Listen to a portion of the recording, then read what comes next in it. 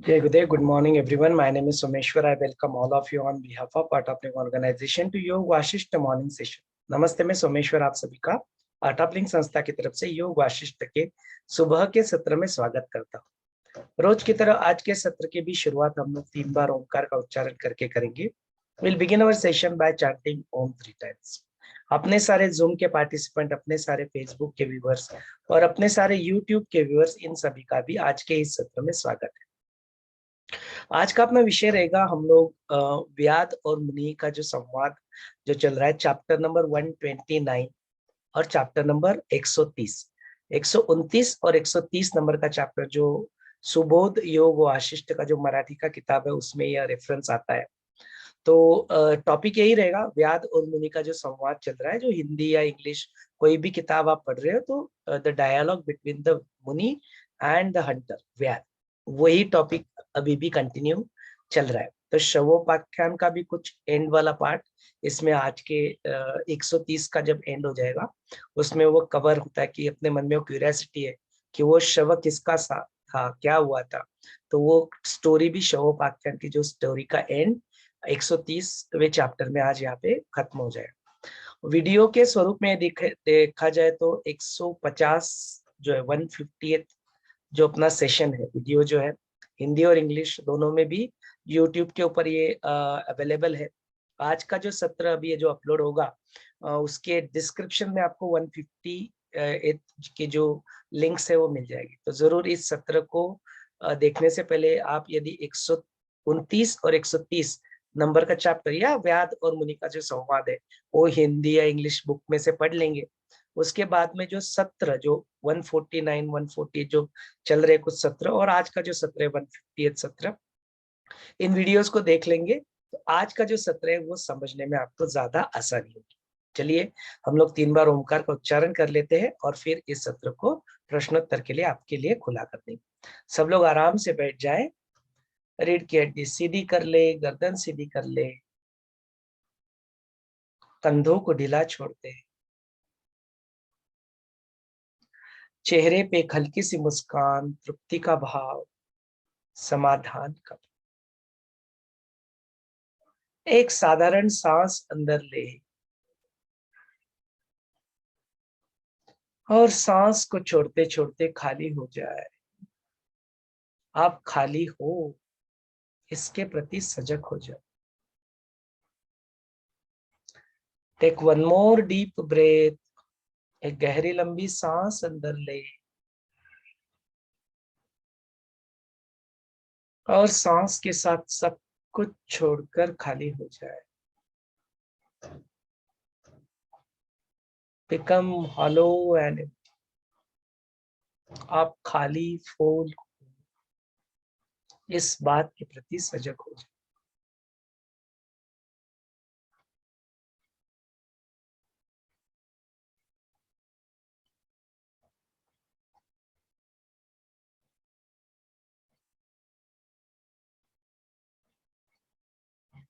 खाली होते हुए भी आप पूर्ण हो, इसका एहसास ओम का नाद हमें दिला। शून्य में परिपूर्णता ओम का नाद लाता है। जब कुछ नहीं होता है तब भी ओम का नाद चलता है।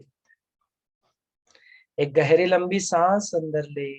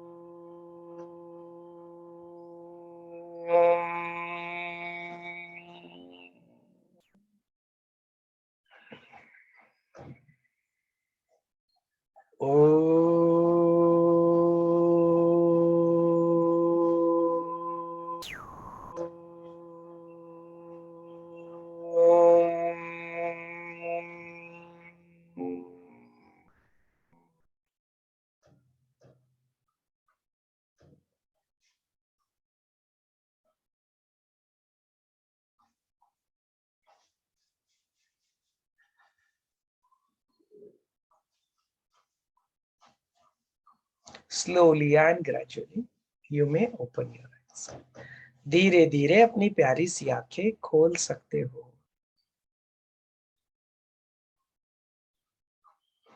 अनम्यूट का ऑप्शन अभी यहाँ पे खोल देते हैं। You are welcome to unmute yourself and speak. Jai Gurudev, a very good morning to all of you.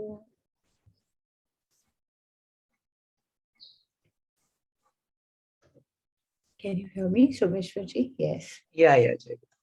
Yes. So can I ask you some few questions regarding this? Please. Yeah, please proceed. Thank you. Thank you very much. So we are seeing the dialogue between, Muni and the hunter, the Vyas.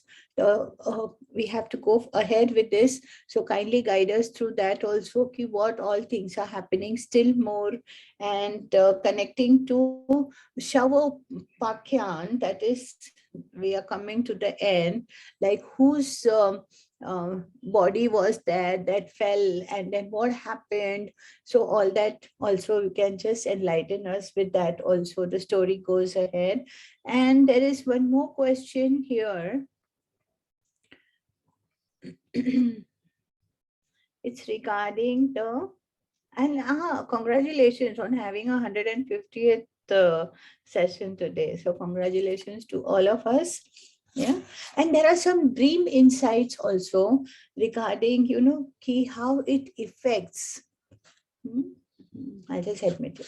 Yeah. So how it affects, those brain, those neurons, they are connected, their signals, and the processes that go on, and the currents that pass us through, and then giving us, with the DNA also, with the memories that are there, all those, the effect of all these things on our dreams.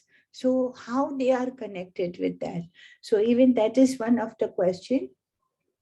And lastly, I would love to hear from you regarding the destiny and its meaning, and how it affects in our life, in our day-to-day life. Yeah. So effects of all these things on the dreams, and then of the destiny also. So destiny will be the next question. And its meaning and how it affects in our life. Yeah. Thank you. Thank you very much. Over to Smita ji or any others who would like to ask the questions.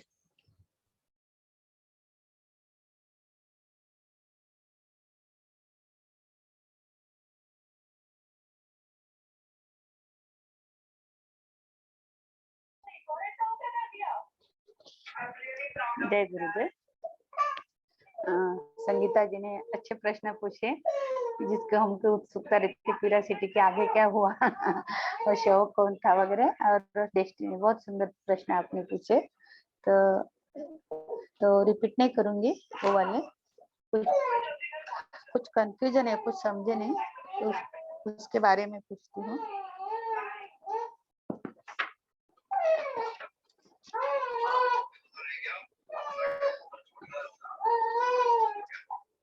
यहाँ बताया है कि एक जो आत्मा होता है, वो आत्मा का ही सभी अवस्था होती है। जैसे बर्फ पानी का उदाहरण होता है, और घी जैसे सॉलिड घट्ट होता है और बाद में वो लिक्विड फॉर्म में आता है। तो ये ध्यान में रख के अविद्या और चिन्मात्र रूप एक सुषुप्त घी के जैसे सब जगह देखना चाहिए। जागृत अवस्था में सर्व पदार्थ नाम रूप भेद या लिक्विड घी जैसे होते। तो आत्मा और जो भासमान वाली अवस्था बताई है, आत्मा के भासमान, ये उदाहरण उन्होंने दिए थे, उसके साथ रिलेशन करके थोड़ा एक्सप्लेन कर, वो नहीं समझा। दो उदाहरण रेफरेंस बताइए, कहाँ पे आता है ये? Page number 712। 712 काफी पीछे है। हाँ, सेकंड कॉलम में पहला ऊपर का टॉप पैरा। ओके, 129 चैप्टर से 712। हाँ, या हाँ, कहाँ पे है ये, क्या है? ज्याप्रमाणे स्वप्न पाहणारा थोड्या वेळाने निद्रेचा अनुभव घेतो, म्हणजे स्वप्नातून निद्रेत जातो, त्याप्रमाणे जागृतीनंतरही निद्रेचा अनुभव घेतला जातो। दमलेला मनुष्य एकदम गाढ झोपी जातो, म्हणजे जागृत आणि स्वप्न या दोन्ही अवस्था सुषुप्तीच्या दृष्टीने एकच किंवा समानच आहेत. एका आत्म्याच्याच भासमान होणाऱ्या या अवस्था आहेत. तर हे आत्म्याच्याच भासमान होणाऱ्या ज्या 3 अवस्था म्हटलेल्या आहेत, ते याला जे 2 उदाहरणं दिलेले आहेत त्यांनी, तर ते मला नाही समजलं रिलेशन त्याचं. इसका रिलेशन ध्यान में नहीं आया. दिखा आपको पेज पे? मैं प्रश्न नोट कर लिया है, बाद में रेफरेंस उसका बाद में लेंगे, ओके. लेकिन मुझे प्रश्न समझ में आ गया है. वी कैन सी हाँ. The answer for that. That's okay. Yes yes. इथे पुन्हा त्याच्याच खाली विषयाकाराने स्फुरणे हा चित्तचा स्वभाव नाही, हा पॅरा आहे. विषयाकाराने स्फुरणे हा चित्तचा स्वभाव नाही. हाँ, दैट इज अ टॉपिक. हाँ, तो इसमें जो पहले 2 सेंटेंस है वो उसका एक्सप्लेन कर देना. व्याधा ये जान के मुनि ने सर्व शोक रहित समाधी सुख विश्रांती के लिए अंतःकरण स्थित चित्तचे नियमनच करावे. चित्तचे. पण वायूच्या लहरीला पकडण्यासारखे सवितचे नियमन करणे कठीण आहे. ते इस सेंटेंस का नहीं समझ आया, स्पष्टीकरण देना. समाधी सुख विश्रांतीसाठी अंतःकरणातील चित्त काही नियमन करना चाहिए.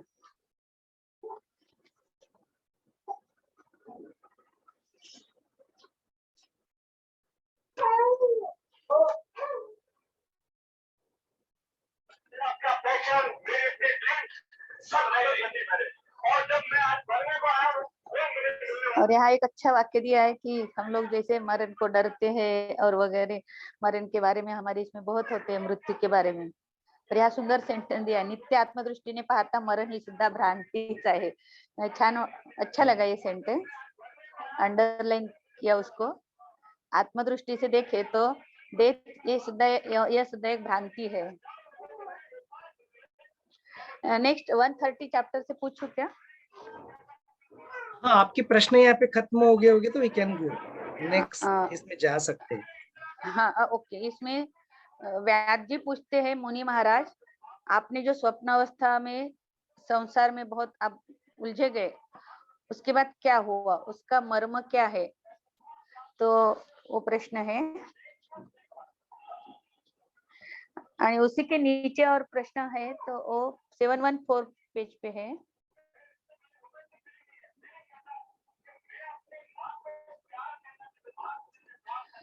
व्यास पूछते मुनी से, अडाणी शहाणे पुण्यवान पापी अशा सर्वांवरच एकदम कोसणाऱ्या आपत्ती उद्भवतात, त्यावेळी त्या सर्वांनीच एकसारखे अशुभ कर्म केलेले असते काय? जैसे भूकंप सुनामी आते हैं तो सबको ये दुख आता है, तो सबने दुष्कर्म किए रहते हैं क्या? इसका सब एक साथ सबको कैसे फलद्रूप होता है? तो इस प्रश्न का आंसर मुझे एक्सप्लेन करके देना.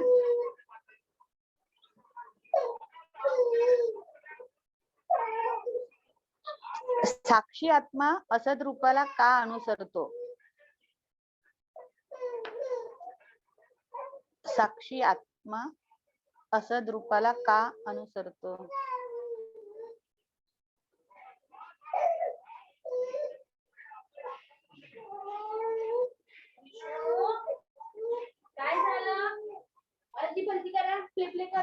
यहाँ एक ऐसे ही सेंटेंस दिया. हाँ, ये साक्षी आत्मा ऐसे शरीर में असद रूपाने अनुसरण अनुकरण करता है. ये कितना विचित्र है, इसका नहीं एक्सप्लेन.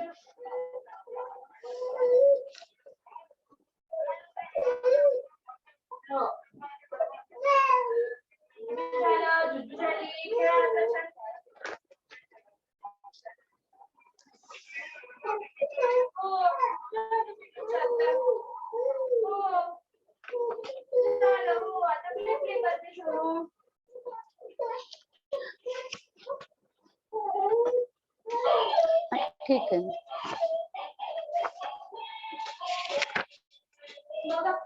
जय गुरुदेव.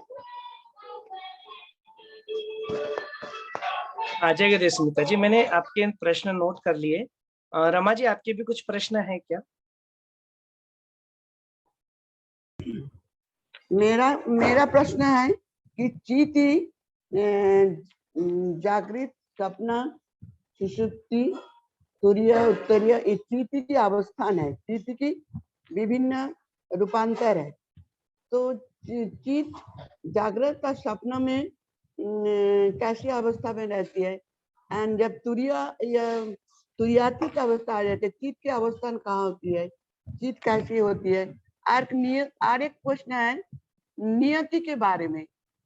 एक जगह में है लिखा हुआ ना कि बाय लेखा तरह स्वच्छंद स्फुरित हो रही संबित का विषय कर में स्फुरन होना संभव नहीं है, क्योंकि सुषुप्त में उसका विषयाकार स्फुरन नहीं दिखाई देता है, और स्वप्न में संबित के विषयाकार स्फुरन में किसी कारण का भी निरूपण नहीं किया जा सकता है, जिसको कि निमित्त मानकर नियति हो। इसलिए नियति कौन है और कैसी है?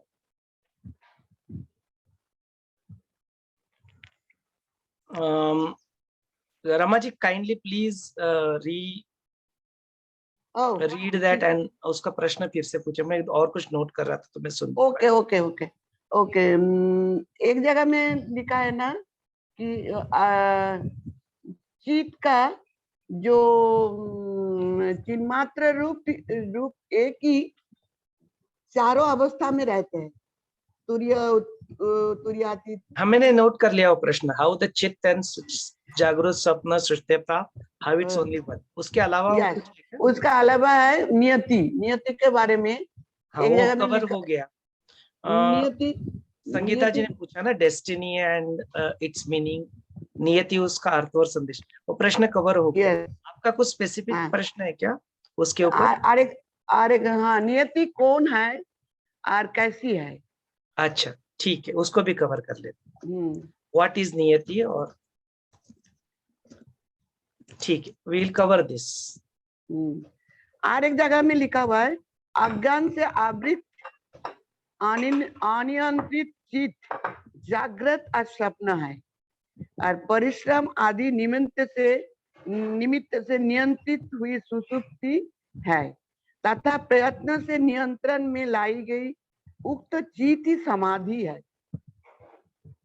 माने चित्त का जो एक बार अनियंत्रित, एक बार नियंत्रित, एक बार प्रयत्न से नियंत्रण, ये तीनों अवस्था वो तीनों स्वरूप का ही है वर्णन है। ओके ओके ठीक है। कई सारे प्रश्न हैं, और किसी के कुछ प्रश्न है तो जरूर आप यहाँ पूछ ले, तो हम फिर उसको हम लोग आज के जो कई सारे प्रश्न है ना उसके लिए बैकग्राउंड का अंडरस्टैंड होना काफी आवश्यक है। और जो अपनी जो कथा है वो कथा भी आगे बढ़ती है, तो इट्स वेरी इंटरेस्टिंग मोड पे वो कथा आ चुकी है कि वो व्याध मुनि का जो संवाद चल रहा है, और उसके बाद में जो मुनि जो बताते कि मैंने परकाया प्रवेश करके वहां पे क्या क्या अलग अलग अनुभव लिए, तो वो अनुभव बड़े इंटरेस्टिंग है कि उनके साथ क्या होता है। सीता जी का कुछ प्रश्न है, पूछ लीजिए। हाँ, यहाँ एक सेंटेंस दिया है, इसका थोड़ा एक्सप्लेन कर देना। जैसे मुनि बोलते हैं व्याध को, आरसा जैसे ऐना जैसे दिखता है दृश्य, वैसे ही वो प्रतिबिंब धारण करता है। त्याप्रमाणे हा चिदरूप आत्मा वासना जे जे पुढे करते त्याप्रमाणे भासू लागतो। तर हे मात्र जो असे जाणतो की सर्व चिन्ह मात्र आहे, निरभ्र आकाश आहे, तो वासनामय द्वैत भावाकडून विविध विभ्रमांचे प्रतिबिंब ग्रहण करणे इत्यादी प्रकारांनी विकृत होत नाही, ठपविला जात नाही। तर हे मला नाही समजलं आहे, तर थोडे एक्सप्लेन करा। मैंने नोट कर लिया उस प्रश्न। ओके। और कुछ है तो पूछिए। Anybody else has any question? Garima ji, Maya ji, Neha ji, आपके कुछ प्रश्न है आज के सत्र से रिलेटेड? विनोद जी, रोहिणी आज जी, तुमचा काही प्रश्न आहे का? प्रतिमा जी, आपके कुछ प्रश्न है? चलिए, जब तक आप अपने प्रश्नों के बारे में सोचे तब तक हम लोग इसका थोड़ा सा एक बैकग्राउंड देख लेते हैं। I'll keep this aside. हाँ प्रतिमा जी बोलिए। हाँ चलिए, इसका थोड़ा बैकग्राउंड देख लेते हैं कि अभी हम लोग कहाँ पे चल रहे हैं, क्या चल रहा है, व्हाट्स गोइंग ऑन। वो सीरियल नहीं ऐसे मोड पे आके रोक देते हैं, देन उसके बाद में बड़ी सारी क्यूरियोसिटी छोड़ के पीछे जाती है, ताकि आप डेफिनेटली कल का एपिसोड देखें, ऐसा ही कुछ उद्देश्य होता है। तो लकीली अपने सत्र भी ऐसे ही जगह पे एंड हो जाते हैं जहाँ पे कुछ ना कुछ और कुछ नेक्स्ट बचता है। तो हमने देखा कि जो अपने व्याध और जो अपने मुनि जो है, उनका संवाद यहाँ पे चल रहा है, और जो व्याध है अभी भी परिपक्वता में ना आने की वजह से कई सारे मन में उनके प्रश्न वहाँ पे उठते रहते हैं, और वो उस मुनि को पूछते भी रहते हैं। और अब हमारे लिए तो बहुत अच्छी बात है कि उसकी वजह से ही जो भी ज्ञान के जो मोती बाहर निकलते हैं, उसमें हमें सुनने को मिल रहा है। तो वो कहते हैं कि जिस तरह से मैंने 129 नंबर की चैप्टर की जो शुरुआत होती है, तो वहां पे फिर से एक बार जो मुनि जो रहते हैं, वो व्याध को कहते हैं, जब मैंने वो परकाया प्रवेश किया, तो उनके जो मेरे शिष्य थे, उनके शरीर में ही मैंने ये जो चारों की चारों अवस्थाएं जो थी, अपनी जागृत अवस्था, स्वप्न अवस्था, निद्रा अवस्था और तुर्यगा अवस्था, तो ये चारों अवस्थाओं का मैंने वहां पे क्या किया, खुद ही खुद उसमें एक रूप होके, उसके ही चित्त के साथ एक रूप होके, उसके शरीर में घुस के, उसके चित्त के साथ एक रूप उसके, उसके जीव भाव के साथ भी एक रूप होके, मैंने बोलते वो सारे अनुभव जो वो ले रहा था, उसको मैंने एक साक्षी भाव से वहां पे देखा भी, और उसको मैंने अनुभव भी किया। तो बोलते वो जब मैं अनुभव कर रहा था, तो अलग अलग प्रकार के सारे जो है उसका वर्णन यहाँ पे आता है, तो उसके डिटेल्स में हम लोग नहीं जाएंगे।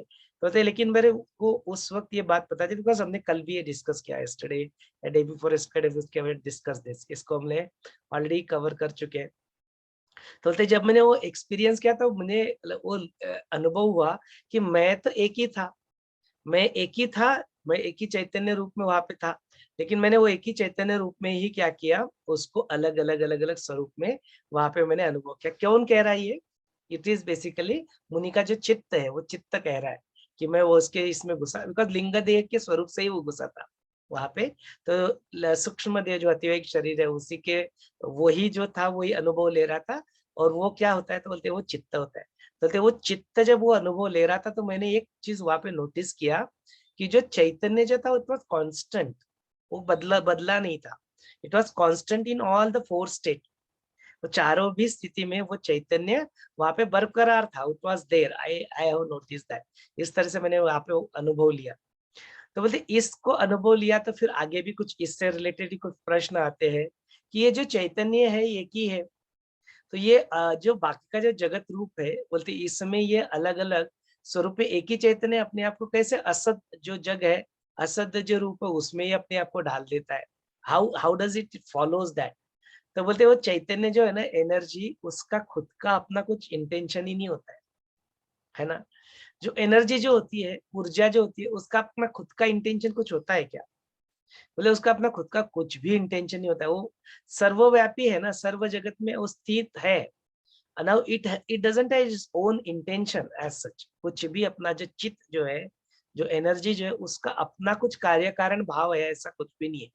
बोलते वो जो स्वरूप में तुम डालो, उसका वो क्या कर लेती है, अपने आप ही वो जिस तरह से वो चित्त कल्पना करता है, वो चैतन्य अपने आप ही उसमें डाल देता है अपने आप को, because it just energy which is everything. इसका थोड़ा सा सिंप्लीफाइड उदाहरण यदि देखें, तो जो पानी होता है, बोलते पानी का अपना कुछ रंग है क्या? बोलते कोई रंग नहीं होता, लेकिन पानी के किसी भी रंग में उसको रंग को उसको घुला दो उसमें, तो पानी उसका रंग ले लेता है, धारण कर लेता है। अनदर एग्जाम्पल, पानी का अपना कुछ आकार होता है क्या? बोले पानी का कोई आकार नहीं होता है। बोले जिस प्रकार के पात्र में उसको डालो, अपने आप उसी का आकार क्या लेता है, पानी ले लेता है ना। ये तो अनुभव सिद्ध है, सब लोग हमने देखे नो, यानी इजीली बुद्धि इसको इजीली अंडरस्टैंड कर पाती है। तो ये ऐसे ही यह चित्त है। यह चित्त क्या करता है ना, अपना इसका कुछ होता नहीं है ऑन इट्स ओन।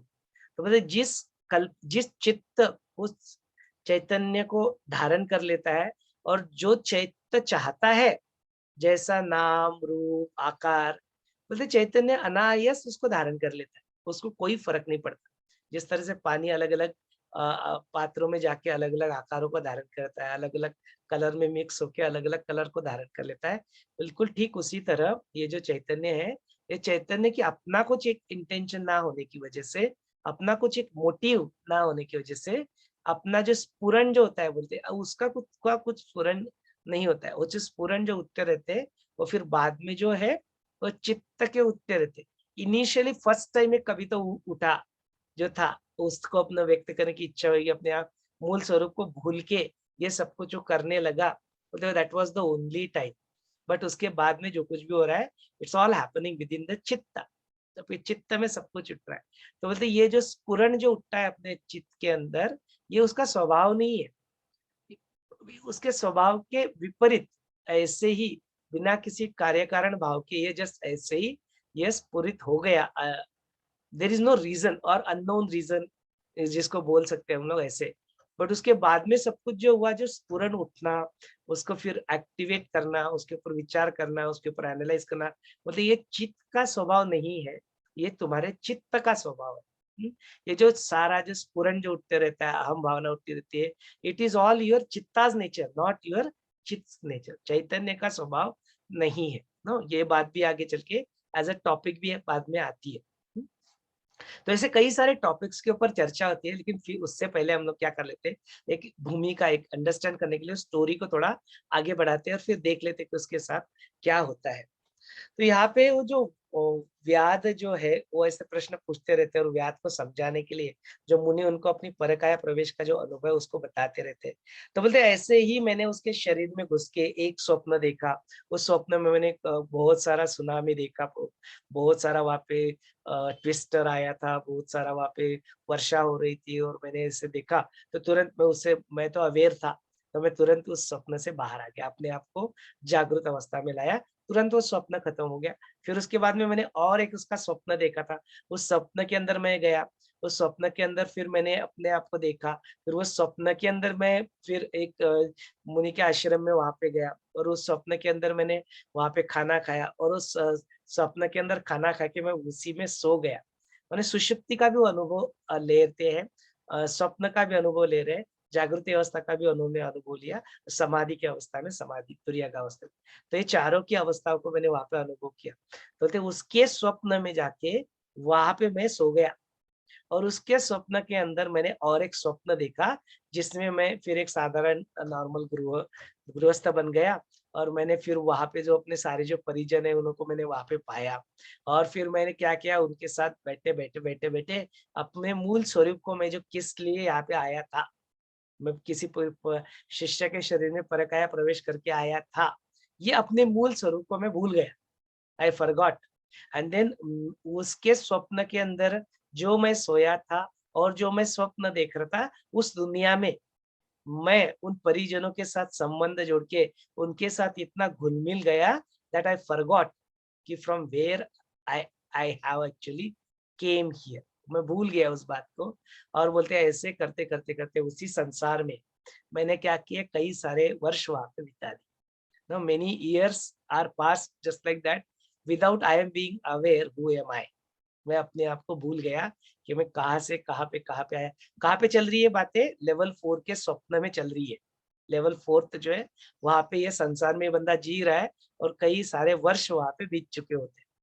मतलब ऐसे करते करते करते करते एक दिन ऐसी वक्त आया कि मेरी जीवन में कुछ तो आया, तो उसकी मेरी जीवन में वहां पे एक सदगुरु आए, मैंने इन जो है साधु मेरी जीवन में वहां पे आए आए और फिर उन्होंने मुझे उस 4th लेवल पे वहां पे उन्होंने मुझे जो है आत्मज्ञान वहां पे प्रदान किया। और जब मैंने वो आत्मज्ञान प्रदान किया और मैं खुद आत्मज्ञानी बन गया। कहाँ पे आत्मज्ञानी बन रहा है ये मुनि? आत्मज्ञानी बन रहा है 4th लेवल पे, जो किसी और के सपने के अंदर ये बंदा सोया, उसके अंदर उसने सपना देखा और उसके अंदर का जो आयुष्य जो चल रहा है, उसके अंदर उसको किसी गुरु ने उपदेश किया, तो उस 4th लेवल पे वो आत्मज्ञानी बन गया। ही हैज बिकम द आत्मज्ञानी। तो बोले वो जो मैं आत्मज्ञानी वहां पे बन गया। नीला जी, आपका कुछ प्रश्न है क्या?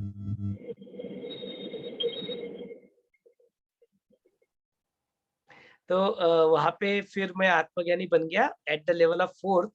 और बोलते उसके बाद में जो है वो हुआ ये व्याध, बोलते उसके बाद में वो चमत्कार ही हुआ। बोलते बोलते कि देखो अभी, और वो जो बोलते अभी वो जो था उस वक्त जो मैं वो आत्मज्ञानी जो मुनि में बन गया, तो उसके साथ जब मैं चर्चा चल रही थी, तो उस वक्त उस गुरु ने मुझे हे व्याध के गुरु ऐसा संबोधन किया। तो बोलते मैंने उनको प्रश्न पूछा ऐसे कैसे? तो बोलते तुम अभी जानते नहीं हो कि क्या होने वाला है, मुझे सब कुछ दिखाई दे रहा है, ऐसा ऐसा होगा, ऐसा ऐसा शव होगा, ऐसा ऐसा उसका वो ये होगा, इस तरह से रहेगा और उसके रिलेटेड कुछ तो एक्टिविटी होगी और बोले ऐसे करते करते ऐसे एक जो है वो जो हिरन बन जाएगा, चिलट बन जाएगा, एक असुर ऐसा होगा, उसके साथ ऐसा सब कुछ होगा और वो बन के ना वो तुम्हारे पास व्याध बन के आएगा और तुम उसको उपदेश देने वाले हो, ऐसा मैंने देखा, इसलिए मैं तुम्हें हे व्याध के गुरु, ऐसा मैं तुम्हें संबोधन कर रहा हूँ। किधर हो रहा है ये? It's all happening in the 4th level. वो 4th लेवल का जो गुरु है, वो उसको सपने में बोल रहा है कि now you will be actually guiding the one of the व्याध। इसलिए मैं तुझे गुरु व्याध के गुरु करके संबोधन करता हूँ। तो उसको बड़ा आश्चर्य हुआ, कैसे-कैसे ये क्या बोल रहे हैं?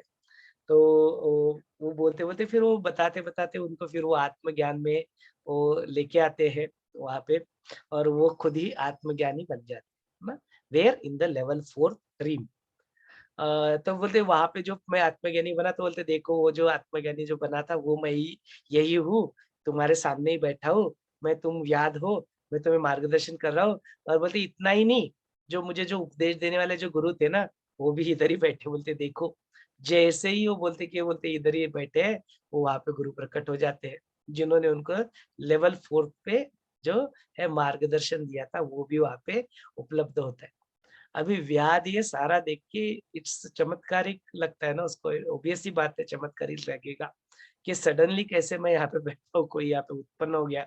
तो इस बात का रिलेशन हम लोग वहाँ पे देखते हैं, कई बार हम लोग जब सीरियल्स वगैरह देखते हैं और वो सीरियल्स में हमको कोई वहाँ पे सडनली कोई ऐसे आ जाता है और सडनली वो कैसे अंतर ध्यान भी वहाँ पे हो जाता है, हमने कई बार देखा हुआ है और हमारी बुद्धि को वो चीज कभी समझ में नहीं आई या तो फिर हमारी बहुत अ, अक्लमंद बुद्धि ने हमें बता दिया कि दिस इज नॉट ट्रुथ, ये तो बकवास है, ऐसे बकवास बोलती कि हमने उसको छोड़ दिया, either of the thing, either we have not understood it और हमने उसको डिस्कार्ड कर दिया कि दिस इज नॉट ट्रुथ, ऐसा कभी हो सकता है क्या?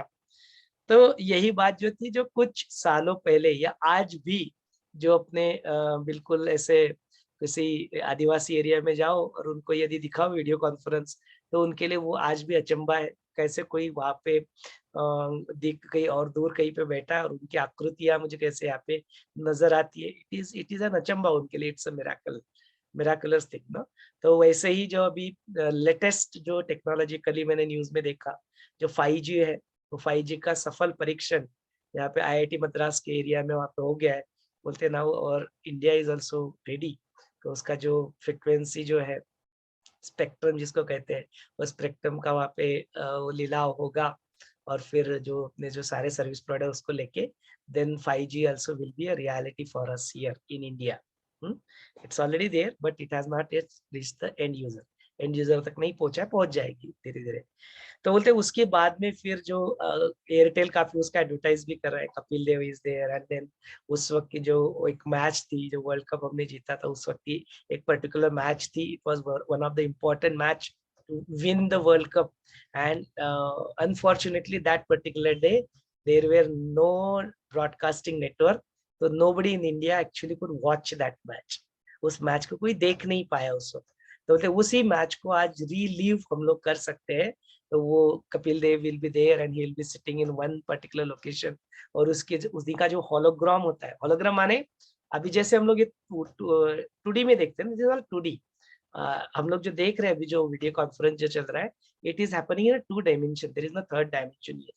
मतलब थर्ड डायमेंशन यदि इसमें होता तो ये जो हमारी जो आकृतियां थी दिखती है अभी, it will not be just 2D, it will be 3D, माने एक्चुअल सोमेश्वर जिस तरह से फिजिकली आपको दिखेगा वैसे ही एग्जैक्टली वो 3D फॉर्म में यदि उसको देखे तो होलोग्राम के स्वरूप में उसको, तो बोलते वैसे ही वो कपिल देव वहां पे रहेगा and then you will be sitting in a theatre and you will be actually watching the match along with Kapil Dev talking to you, है ना, as a person that you will be talking to. तो हमने कई सारे movies में वहां पे देखा है ना कि वो प्रोजेक्टर के रूप में वो 3D दिखते हैं वगैरह। It will no longer be a future, it will soon become a reality for you, it's all set to come, technology is being advance, वो सारी चीजें आपके लिए यहाँ पे उपलब्ध हो जाए। किसी को ऐसा दिखाए कि कोई वहां पे व्यक्ति ऐसे आ गया है तो जिसको नहीं पता है वो तो उसको मिराकल ही मानेगा, ना। तो यही होता है हमारे साथ जब ऐसे कुछ हम लोग वो सीरियल्स में देखते हैं, और यहाँ पे जो अभी व्याध के सामने वो जो गुरु है वो उत्पन्न हो गए सडनली, तो अपनी बुद्धि उसको समझ नहीं पाती और हम लोग उसको या तो डिस्कार्ड कर देते हैं, ऐसा हो नहीं सकता, या फिर हम लोग उसको बकवास बल्कि छोड़ देते। तो दोनों भी चीजें ठीक नहीं है। We have to go beyond जो दिख रहा है, आपने जो उसको बियॉन्ड। तो अपना भी ये है कि हम लोग इसको समझने का प्रयत्न करते हैं अपनी छोटी सी बुद्धि से। कैसे वो गुरु वहां पे उत्पन्न हो गए जो चौथी ड्रीम में जो थे ना। तो इसको थोड़ा हमको क्या करना पड़ेगा, जो हम लोग अभी उसको फिजिकल रूप में देख रहे हैं सब कुछ जो हो रहा है, उसको छोड़कर अपना दृष्टिकोण जो है, जो व्यू पॉइंट है, उसको वहां से निकाल के we have to go into the level of चिदाकाश। चिदाकाश के लेवल पे जाके वहां से देखना पड़ेगा, तब जाके वो समझ में आएगी कि वो गुरु आप पे कैसे। तो बोलते जब तुम वो जो लेवल 4th ड्रीम में था, वो जो चल रहा था, तो कहाँ पे चल रहा है ये? देयर इज वन चिदाकाश, उसके अंदर देयर इज अ चित्ताकाश ऑफ शिष्य, देयर इज वन अदर चित्ताकाश ऑफ दैट मुनि, and then there is a चित्ताकाश ऑफ व्याध, and then there is a one more चित्ताकाश ऑफ जो है गुरु। अभी चित्ताकाश ऑफ जो गुरु है वो चिदाकाश बन चुका है, बिकॉज वो आत्मज्ञानी, वो तो ही हैज बिकम दैट परब्रह्म, वो चिदाकाश में अपने आप को स्थित किया। तो guru is there everywhere now, no, वो चिदाकाश के रूप में। वो चिदाकाश के रूप वाला जो गुरु है वो किसको गाइड कर रहा है? जो लेवल 4th पे जो बैठा हुआ है चित्ताकाश, तो उसके लिए क्या फर्क पड़ता है लेवल 1 हो, 2 हो, 3 हो, 4? चिदाकाश के लिए कोई फर्क नहीं पड़ता। It's all happening within me, it's all happening चिदाकाश के लेवल पे चल रहा है। तो बोलते वो इसके साथ लेवल 1 के साथ भी बात कर सकता है, लेवल 4 के साथ भी वो बात कर सकता है, बिकॉज उसको कोई फर्क नहीं पड़ता।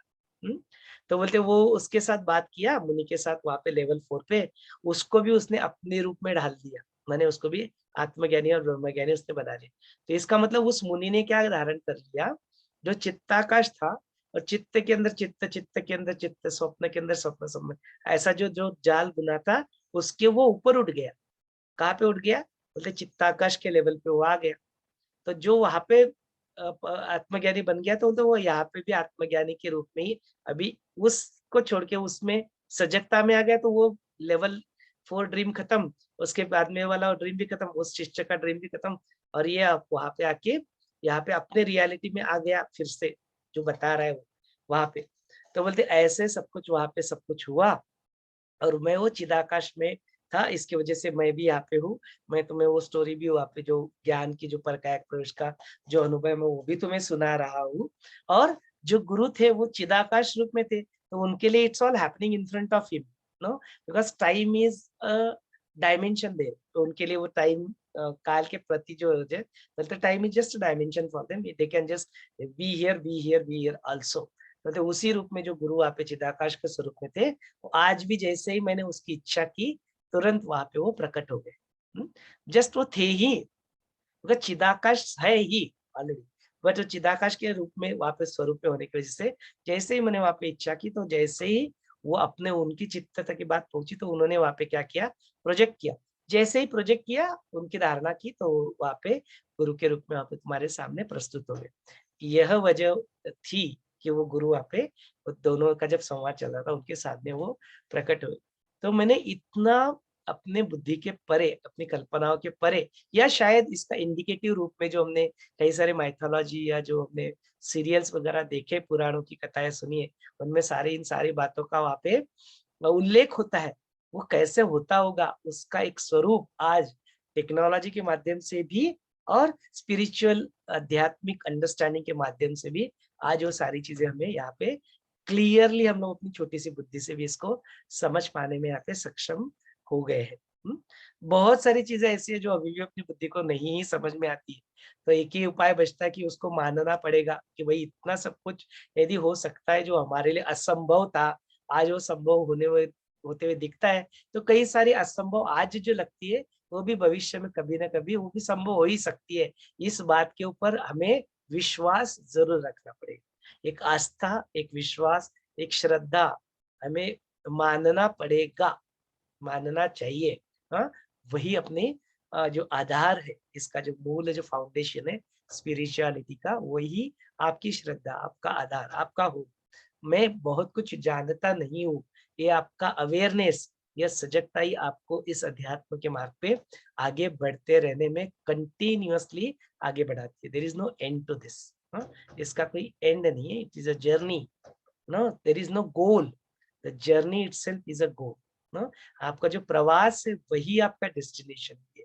माने सोर्स, जर्नी और डेस्टिनेशन तीनों अलग अलग ना होके एक ही है। It's one, only one. इसके प्रति सजगता आ जाती है, फिर रोना धोना छूट जाएगा अपने आप। फिर वो छोटे मोटे जो दुख है, जिसके बारे में छोटे मोटे कंप्लेन, छोटे मोटे जो कम ग्रम्बलिंग, ये सब कुछ अपने आप छूट जाएगा। किसी को बोलने की आवश्यकता भी नहीं बचेगी कि तुम छोड़ो। बोलते वो तुरंत अपने आप एक क्षण मात्र में, क्षणधार में बिल्कुल छूट जाएगा। You just go of. इस तरह से ये स्थिति आ जाएगी। So this was the background, है ना, जो आज का जो सत्र चल रहा है, इसके बैकग्राउंड में ये भूमिका थी। अभी इससे एसोसिएटेड जो है ना कई सारे ज्ञान के यहाँ पे ये आते हैं। तो बोलते वो जो शव था और डेड बॉडी था वो किसका था? तो बोलते वो शव का जो डेड बॉडी था ना, वो उस असुर का के साथ जो ये सब कुछ हुआ। और बोलते वो असुर कौन था? तो वो कौन था? तो बोलते ये जो व्याध जो था ना, ये सब कुछ सुनता है, ये सारी आत्मज्ञान की स्टोरी सुनती है। लेकिन अभी तक ये बोध जो कौन दे रहा है? मुनि जो है व्याध को बोध दे रहे। व्याध अभी तक आत्मज्ञानी बना नहीं है। तो ये सारी चीजें सुन के जो व्याध है ना, उसको ये सारी बोध जो है उसके पल्ले अभी भी पड़ती नहीं है। क्यों नहीं पड़ती है? बिकॉज अभी वो सिर्फ बुद्धि के स्वरूप में उसको सुना। It is not his own experience yet. तो बोलते उतना सब कुछ सुन के जो है, जो मुनि होते हैं, वो तो आत्मज्ञानी होते हैं, तो उसको बताते हैं कि देखो ऐसा सब कुछ है, ये सब कुछ है, ऐसा है। तो वो जो इतनी सारी बातें सुन के अभ्यास ना होने की वजह से, प्रैक्टिस ना होने की वजह से, वो सारी चीजें अनुभव के रूप में अभी तक ना जानने की वजह से, ये उसको सुन के क्या करता है, जो व्याध जो रहता है ना, ये अपने ही कल्पना में डूब जाता है। बोलता है अभी इतना समय मैं व्यर्थ नहीं गमाऊंगा, I will not spend time in that, now let me just go and मेरी कल्पना शक्ति से मैं ऐसे ऐसे रूप धारण कर लूंगा, और मेरी ही कल्पना शक्ति से मैं ऐसे जाऊंगा, और मेरे ही से मैं इस पूरी सृष्टि को क्या करूंगा, एक्सप्लोर करूंगा। तो बोलते वो उसी का संकल्प रहता है व्याध का। वो बोलते कि अभी तक परिपक्व ना होने की वजह से ऐसी कल्पना धारण कर लेता है, और वही क्या करता है, इस सृष्टि को देखने के लिए वही जो व्याध जो है, वो व्याध क्या कर लेता है, बड़ा सा अपना ऐसा एक रूप धारण कर लेता है, और वो फिर सारा भ्रमण वगैरह इस सृष्टि में करने लगता है। जब उसका अंत काल आता है तो उसका अंत हो जाता है, और बोलते वही जो उसका शव जो है, जो वो पृथ्वी के ऊपर गिरता है, वो बोलते वो भास ने जो देखा था, वो वही तो भास वही बताता है कि जो अग्निदेव ने फिर मुझे ये बात बताई व्याध और मुनि के संवाद की, और मुझे फिर वो आप पता चला कि वो जो शरीर जो गिर रहा था और किसी और का ना होके वो उस व्याध का ही वो शरीर होता है। तो फिर बोलते उसके बाद में फिर उसका क्या होता है? तो बोलते उसके बाद में जो मुनि होते हैं, वो तो त्रिकालदर्शी होते हैं, वो तो बताते हैं, बोलते ये सब कुछ तुम्हारे साथ ऐसा ऐसा होगा, फिर ऐसे ऐसे तुम्हारा वो शरीर वहां पे गिरेगा, फिर ऐसे ऐसे काल रात्रि आके तुम्हारा वैसा वो नष्ट करेगी, उसके बाद में फिर जाके तुम ऐसे ऐसे कुछ ये करोगे, उसके बाद में तुम वहां पे तपश्चर्या करोगे, देन फिर वहां पे तुम साधना करोगे, उसके बाद धीरे धीरे धीरे जब ये तुम्हारा खुद का अनुभव बन जाएगा, उस वक्त तुम फिर आत्मज्ञानी बन के तुम वहां पे मुक्त हो जाएगा। So that is the story, that's the background of that शवोपाख्यान which ends here. वो शवोपाख्यान भी यहाँ पे आज अंत हो जाता है। देन उसके बाद में बोलते हैं कि इन सारे जो प्रश्न था, effects of all this things on our dream कैसे होता है, तो ये हमने कल के सत्र में कवर कर लिया था कि जो स्वप्न होता है, उस स्वप्न के अंदर कैसे अपने चित्त का प्रभाव पड़ता है, और चित्त के ऊपर प्रभाव पड़ने वाले 5-6 चीजें हमने कल लिखी थी। देन उसके बाद में जो नेक्स्ट जो प्रश्न आता है, that is related to the destiny and its meaning. जो बोलते हैं नियति और उसका मीनिंग क्या है, और उससे जो है रमा जी का भी प्रश्न था कि नियति क्या होती है।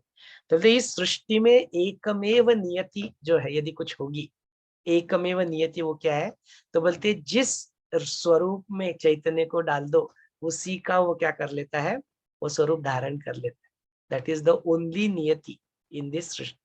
इस सृष्टि में एक की कोई नियति होगी, बोलते जिस रूप में आप उसको डालो, उस रूप में वो चैतन्य का होता है, अपने आप को ढाल लेता है। दैट इज द ओनली नियति। इसका नियति का डेस्टिनेशन, डेस्टिनी का यदि रूप देखे, बोलते दैट इज द ओनली नियति। यहाँ पे कुछ है इसको थोड़ा और डिटेल में वर्णन करके थोड़ा समझ लेते कि यहाँ पे नियति माने क्या कहा गया है।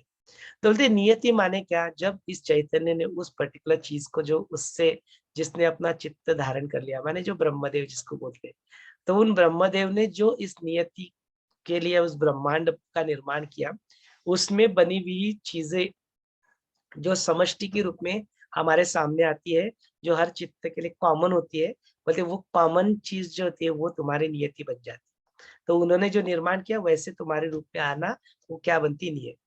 तो बोलते चाकू यदि उन्होंने बना दिया तो चाकू का काम है काटना, वो उसकी नियति है, वो काटेगा। बोले तुम किसी भी रूप में उसको यूज करो वो काटेगा, उसका काम है काटना, उसकी नियति बन गई। अभी तुम्हारी फ्री विल क्या है, तुम्हारी फ्री विल है उस चाकू को तुम सब्जियां काटने के लिए यूज करो या उसको। इस जगह में थोड़ा इंटरप्ट करती हूँ।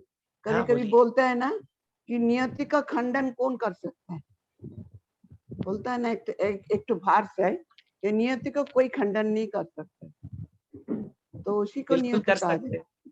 इसको एक रूप में देखिए तो नियति का खंडन नहीं हो सकता, ये बात भी उतनी सच है, उतनी ही ये बात भी सच है कि नियति का खंडन हो सकता है। आप कौन से दृष्टिकोण से उसको देखते हो उसके ऊपर निर्भर करता है। अभी जो चाकू है वो चाकू का काम है काटना, ये उसकी नियति है, उसका खंडन कोई कर नहीं सकता। लेकिन उसका उपयोग या करना है या दुरुपयोग करना है, ये आपका फ्री विल है। हाँ? तो वहां पे उसकी नियति कुछ है नहीं, it's a free will of the user, no. But चाकू का काम है काटना, वो उसकी नियति, नो। तो बोलते इसका खंडन कौन कर सकता है, तो बोलता है इसका खंडन जो है वो जो सेल्फ है, जो चैतन्य है, वही उसको उसके परे उसको लेके जा सकता है। बिकॉज वो किसी डेस्टिनी से या किसी नियति से बंधन में नहीं है, it is free from all this things, no. वो सारे इससे क्या होता है, मुक्त होता है। लेकिन आपके जीवन में जो कुछ भी, जो फॉर एग्जाम्पल पानी है, जल है, अग्नि है, उसकी अपनी नियति निर्धारित है ना। तो बोलते देर इज इस जगत में कुछ एलिमेंट इज ऑफ डेस्टिनी और कुछ element is of free will. तो गुरुदेव बोलते तुम्हारी जो हाइट है इट इज योर डेस्टिनी, अभी हो गई, वो बन गई। बट योर शरीर की जो साइज है that is your free will, that you can control. तो कुछ फ्री विल है, कुछ डेस्टिनी से मजाक भी गुरुदेव उड़ाते हैं, बट समझाते हैं इस एलिमेंट को कि there is an element of destiny and there is an element of free will exist in this world। योग वशिष्ठ की बात माने, योग वशिष्ठ में फ्री जो डेस्टिनी है ऐसा कुछ होता नहीं है, बोलती इट्स ऑल योर पुरुषार्थ। जो वो जो एनर्जी है वो energy in itself does not carry anything, उसका कोई अपना खुद का इंटेंशन नहीं होता है। It is up to you कि how do you catch up that energy and how do you project it. आपके ऊपर पूरा निर्भर है। तो बोलते सब कुछ तुम्हारे पुरुषार्थ के ऊपर ही निर्भर है, सब कुछ तुम्हारे जो कर्म होते हैं उसी के ऊपर निर्भर है। तुम अपने पुरुषार्थ को ऐसा करो। तो बोलते दैव नाम की या लक नाम की यहाँ पे कोई चीज है ही नहीं, there is nothing called destiny, because it's the energy which is available to you. ऊर्जा आपको अवेलेबल है, अब उस ऊर्जा का क्या यूज करना है वो तुम्हारे ऊपर है। ऊर्जा का अपना कोई खुद का कोई इंटेंशन नहीं है, तो सारा पुरुषार्थ में आ गया ना, दैव कहाँ से बन गया फिर। There is no destiny here, there is no luck here, there is no दैव हियर। सब कुछ जो है ऊर्जा है, ऊर्जा को यूज करना तुम्हारे पुरुषार्थ के ऊपर डिपेंड करता है। इट्स अप टू यू कि तुम क्या उसको यूज करते हो। तो बोले कोई डेस्टिनी नहीं, तो that is an another level of statement. तो देखो कैसे कि डेस्टिनी है भी, नियति है भी, और कैसे नहीं भी है।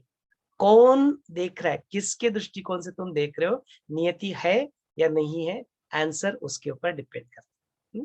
यदि कोई चित्त जो है चिदाकाश का हिस्सा है और वो समष्टि के बारे में बात करे तो समष्टि में बनी हुई चीजें उसके लिए नियति बन जाएगी। लेकिन जो चिदाकाश के स्वरूप में है, जो चिदाकाश के पर्सपेक्टिव से देख रहा है, उसका जो एनर्जी है वो ऊर्जा का एनर्जी उसके लिए यूज करना, it's a complete free will, because चैतन्य की itself does not have any intentions. There are no causes, जो है कॉज एंड इफेक्ट वाला जो है कार्य कारण भाव वहां पे नहीं है। और ऊर्जा इटसेल्फ कभी कुछ बोलती नहीं कि मुझे कुछ करना है या नहीं करना। ऊर्जा को कुछ करना होता है क्या, कुछ नहीं करना था।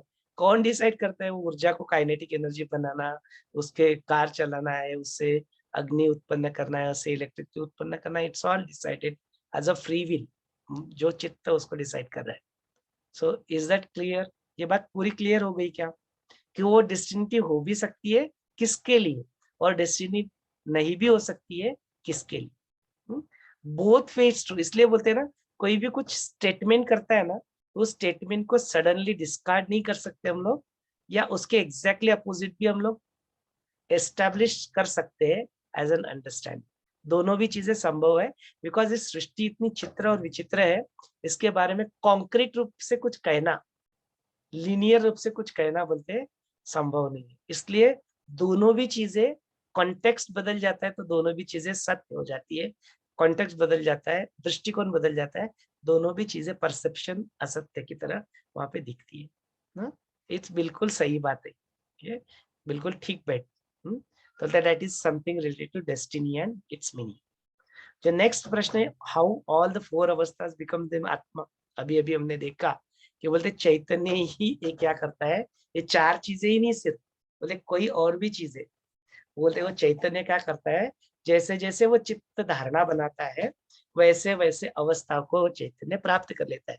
इसीलिए वो एक ही आत्मा है बोलते, चारों अवस्था में वो एक ही आत्मा कैसे हो जाता है, बोलते एक ही चैतन्य है, वो अलग अलग नहीं है।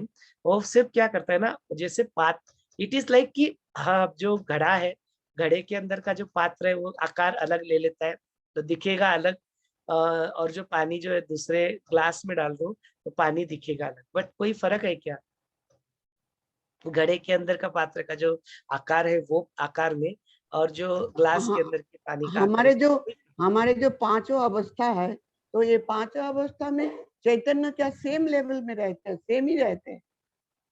चैतन्य मैंने अभी बताया ना कि चैतन्य चैतन्य है, वो रूप धारण कर लेता है, जैसे अभी ग्लास के अंदर का पानी और मटके के अंदर का पानी, दोनों का रूप एक है क्या? नहीं है ना, अलग अलग रूप में है। बट क्या, कौन बोलेगा अलग अलग है वो पानी, एक ही पानी है ना। हाँ, आज उस पानी में किसी ने कुछ दूध मिला दिया तो दूध जैसा लगेगा, किसी ने उसमें रसना मिला दी तो शरबत लगेगा, किसी ने उसमें नींबू मिला दिया नींबू। पानी एक ही है, पानी को कोई फर्क नहीं पड़ रहा है, और जैसे जिसके साथ होता है वैसे आकार वो नाम रूप धारण कर लेता है। उसका अपना खुद का कोई इंटेंशन है ही नहीं है कि मीठा हो खारा हो, कुछ नहीं है, मतलब वो जिसके साथ होता है वैसे ही हो लेता है, मतलब ऐसे ही चैतन्य है। तो चैतन्य भी क्या कर लेता है, अलग अलग अवस्था। अब अलग अलग अवस्था सेम है क्या? अवस्था सेम नहीं है, बट उसका जो उसको फलीभूत होने के लिए जो एनर्जी, जो ऊर्जा, वो ऊर्जा सेम, तो एनर्जी जो है वो चैतन्य वो सेम है, बट उसका स्वरूप अलग अलग है ही। जागरूकता का स्वरूप अलग है, सुषुप्ति का स्वरूप अलग है, स्वरूप जो है ना, रूप जो है ना अलग है, लेकिन स्वरूप एक ही है। Are you getting this? रूप अलग अलग है लेकिन स्वरूप देखे तो एक ही, वो आत्मा ही है, वो चैतन्य ही। इसको इस तरह से हम लोग अच्छा, देख सकते ये पांचों लेवल में कॉन्शसनेस क्या प्रेजेंट रहते हैं? हैं। अरे उसके अगला तो यहाँ पे इस दुनिया में ना शिव के कहीं अलावा कहीं किताब में लिखा हुआ ना कि सुसुप्ति में या तुरीयातीत अवस्था में कॉन्शसनेस नहीं नहीं नहीं रहता नहीं, है। कहाँ पे ऐसा लिखा, वहां पे उल्टा लिखा है कि हाँ, सुषुप्ति में भी चैतन्य होता है ना, सुषुप्ति अवस्था में भी चैतन्य की स्थिति होती है, स्वप्न में भी, तुम्हारी स्वप्न में भी चैतन्य होता है। अदरवाइज वो सपना जो देख रहा है वो देखेगा कैसे? चैतन्य के बिना यहाँ पे दुनिया में कुछ भी संभव नहीं है, कुछ हो ही नहीं सकता। यदि कुछ है, सिर्फ एक चीज बचती तो वो सिर्फ चैतन्य है, and that is so obvious actually, it is so clear no. किसी भी अवस्था, कोई अवस्था बनी नहीं सकती, इट इज कुछ संभव ही नहीं है, बोलते वो चैतन्य है हर जगह पे। वो सूक्ष्म से सूक्ष्म है, तरल है, वो दिखता नहीं है, इट्स नॉट दैट कि वो जो वायु है वायु से भी सूक्ष्म है, जल जल से भी सूक्ष्म है, उससे भी तरल जो है ना वो सूक्ष्म चैतन्य। एक अवशिष्ट ही कुछ है, वो सिर्फ और सिर्फ चैतन्य, और वो सब जगह पे है। चैतन्य के अलावा इस दुनिया में कुछ और है ही नहीं, देयर इज नथिंग एल्स। चैतन्य के परे और कुछ भी नहीं है, तो चारों अवस्थाओं में तो ऑब्वियस सी बात है ही। देन बोलते हैं चित्त का नियमन कौन करता है, कहाँ पे आया था ये प्रश्न? चित्त का नियमन क्या होता है, वेयर द कॉन्टेक्स्ट इज। चित्त का कोई नियमन क्या है? चित्त का कोई नियमन नहीं होता है, there is no rule that can bind ना।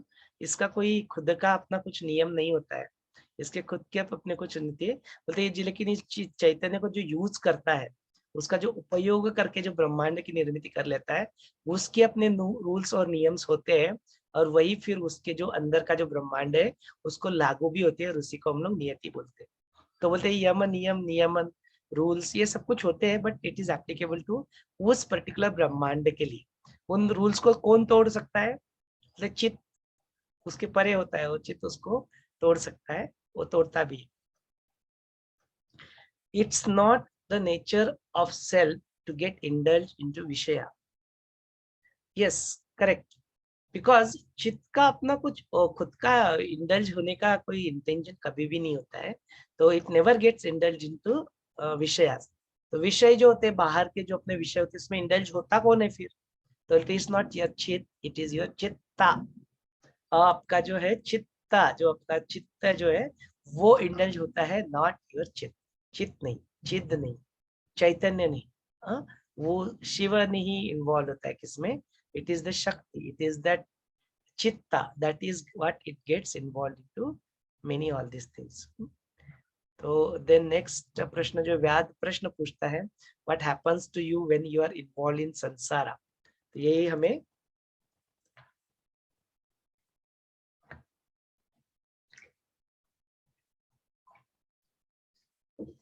तो बोलते वही है, जब वो लेवल 4 में जाके जो मुनि जो है वो संसार में वहां पे अपने आप का मूल स्वरूप भूल के वहां पे इंडल्ज हो जाते हैं, तो बोलते उनके साथ क्या होता है? तो हमने वो स्टोरी जब देखी तब देखा, तो उनके जीवन में भी वहां पे गुरु आ जाते हैं, फिर जो उनको मार्गदर्शन करके आत्मज्ञानी बना देते हैं, and that is what happens to him.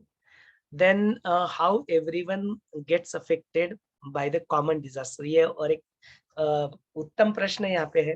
कैसे? तो बोलते हैं जो अपनी कुछ सामूहिक आपत्ति जब आ जाती है, तो सामूहिक आपत्ति का कारण क्या आता है पहली बात, और देन सामूहिक आपत्ति जब आती है तो क्या इसका मतलब ये है कि वहां पे जो सारे जो प्राणी है, सारे जो जीव है, क्या उनके सबके कर्म बुरे होते हैं क्या, कि उनको इससे गुजरना पड़ता है? तो बोलते नहीं, ऐसा नहीं होता है। मतलब सामूहिक आपत्ति एक समष्टि का हिस्सा होती है, और वो वहां पे समष्टि के रूप में, वो वहां पे नियति के रूप में उनके लिए आती है, बिना उनके कुछ कर्म किए ना किए।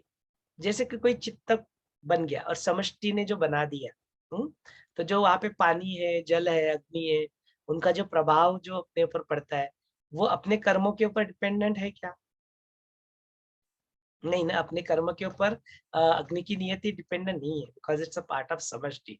तो ये कुछ चीजें जो है ना समष्टि में कॉमन है, और वहां पे जो भी जीव है सारे जीवन मुक्त है, या जो अभी अज्ञानी जो है, वो सारों को उससे गुजरना पड़ता है।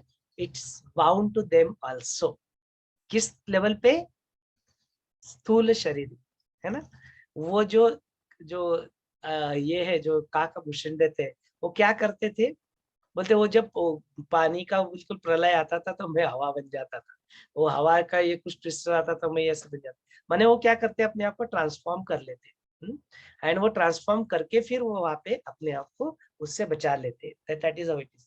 लेकिन बोलते ये सारा जो ऐसे कुछ सामूहिक आपत्ति जब आती है, तो सूक्ष्म देह से तो वो प्रोटेक्ट हो जाते हैं। चैतन्य के लेवल पे तो कोई प्रोटेक्शन की जरूरत नहीं है, लिंग देह से तो खुद को प्रोटेक्ट कर भी लेते हैं। शरीर जो है, वो शरीर को जो भुगतना है वो भुगतना पड़ता है। जैसे अभी गुरुदेव है, गुरुदेव अभी लॉकडाउन का समय था, तो लॉकडाउन के समय में गुरुदेव भी कहीं पे जा नहीं पाए फिजिकल, है ना। और सूक्ष्म देह से कौन कहाँ पे ट्रैवल करते हैं वो अपनी बुद्धि के परे बात है। वो क्या ऑपरेट करते हैं, उनके ऑपरेशंस कौन से लेवल पे चलते हैं, नो, जो दिखता है वो उससे it is not even tip of the iceberg. He operates on the different level, वो अलग ही लेवल पे अपने कामों को करते रहते हैं। उनको ये सृष्टि के कोई भी बंधन बांध नहीं सकते, no, he works on that level. But जो फिजिकल लेवल की जो बात की, तो उनको भी लॉकडाउन में अपने जो प्रोटोकॉल था उसको रिस्पेक्ट करना पड़ा, उनके शरीर को भी वहां पे आश्रम में ही रोकना पड़ा। तो बोलते हैं ऐसे होता है जब सामूहिक कुछ डिजास्टर या कुछ आपत्ति आती है, तो बोलते जीवन मुक्त आप हो या नहीं हो, अज्ञानी हो या नहीं हो, ज्ञानी हो या नहीं हो, आपको उन प्रोटोकॉल को रिस्पेक्ट करना पड़ता है, एटलीस्ट ऑन द स्थूल लेवल, स्थूल शरीर पे। यहाँ पे जो रूल है, प्रोटोकॉल है, लॉ है, you have to follow that, you have to obey those rules। तो वो कॉमन आपत्ति आ जाती है, तो everybody has to go through it, everybody has to suffer. no, or everybody has to go through it. Suffering is optional. Suffering depends upon कि आपकी मन की स्थिति, आप किस दृष्टिकोण से उसको देखते हो, उसमें आपकी सफरिंग डिपेंड करती है।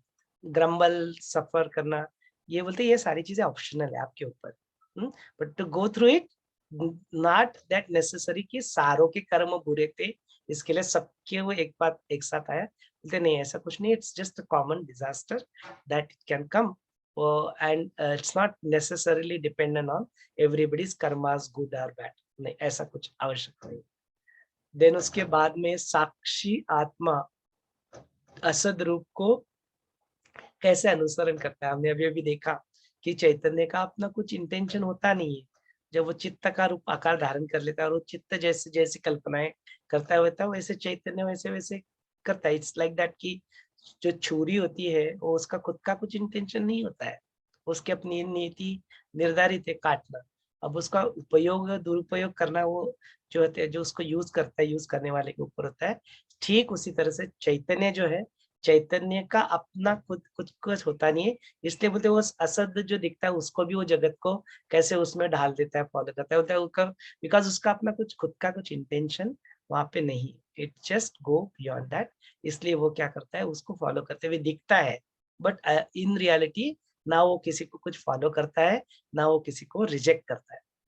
इट डजंट एक्सेप्ट और reject anybody, it is just a साक्षी भाव से एक अल्टीमेट ऑब्जर्वर के बात जस्ट उसको तमाशा देखते रहता है, it doesn't interfere anywhere in that. Why the ultimate observer follow the illusive word देखा जी, चित जागृत स्वप्न अवस्था हाउ इट इज वन वो भी देखा, व्हाट इज नियति वो भी देखा, how the mirror and the self is compared, यहाँ ये कंपैरिजन इंपॉर्टेंट है। तो बोलते जो मिरर होता है ना, मिरर का अपना खुद का कुछ होता है क्या, मिरर क्या करता है, जो दिखता है उसको प्रतिबिंबित करता है बस, तो बोलते वही होता है चैतन्य जो होता है ना, वो जस्ट एक as an ultimate observer as an mirror बोलते हैं उसको क्या प्रोजेक्ट करता है, उसका खुद का अपना कुछ उसमें लॉजिक या मॉडिफिकेशन वो कुछ नहीं करता, होता जैसा है वही, तुमने ऐसा चाहा, चित्त ने तुम्हारे ऐसा चाहा, बोलते वैसा तुम्हारे साथ हुआ, ऐसे ही चित्त उस एक जस्ट छोटी सी कंपैरिजन मिरर की उस सेल्फ के साथ वहां पे की है। तो सारे प्रश्न तो यहाँ पे कवर हो गए, काफी सारी चीजें यहाँ पे इंटरेस्टिंगली आती है। समय सर मेरा यहाँ एक प्रश्न है। हाँ हाँ आपने अभी बोले कि चैतन्य को कोई नहीं कंट्रोल कर सकता है ना, तो यहाँ चित्त और चैतन्य एक ही तो है ना? एक ही है, एक ही है, लेकिन यहाँ देखो यहाँ let's be clear, there are few words है जो सारे को क्लियर होना अत्यावश्यक है।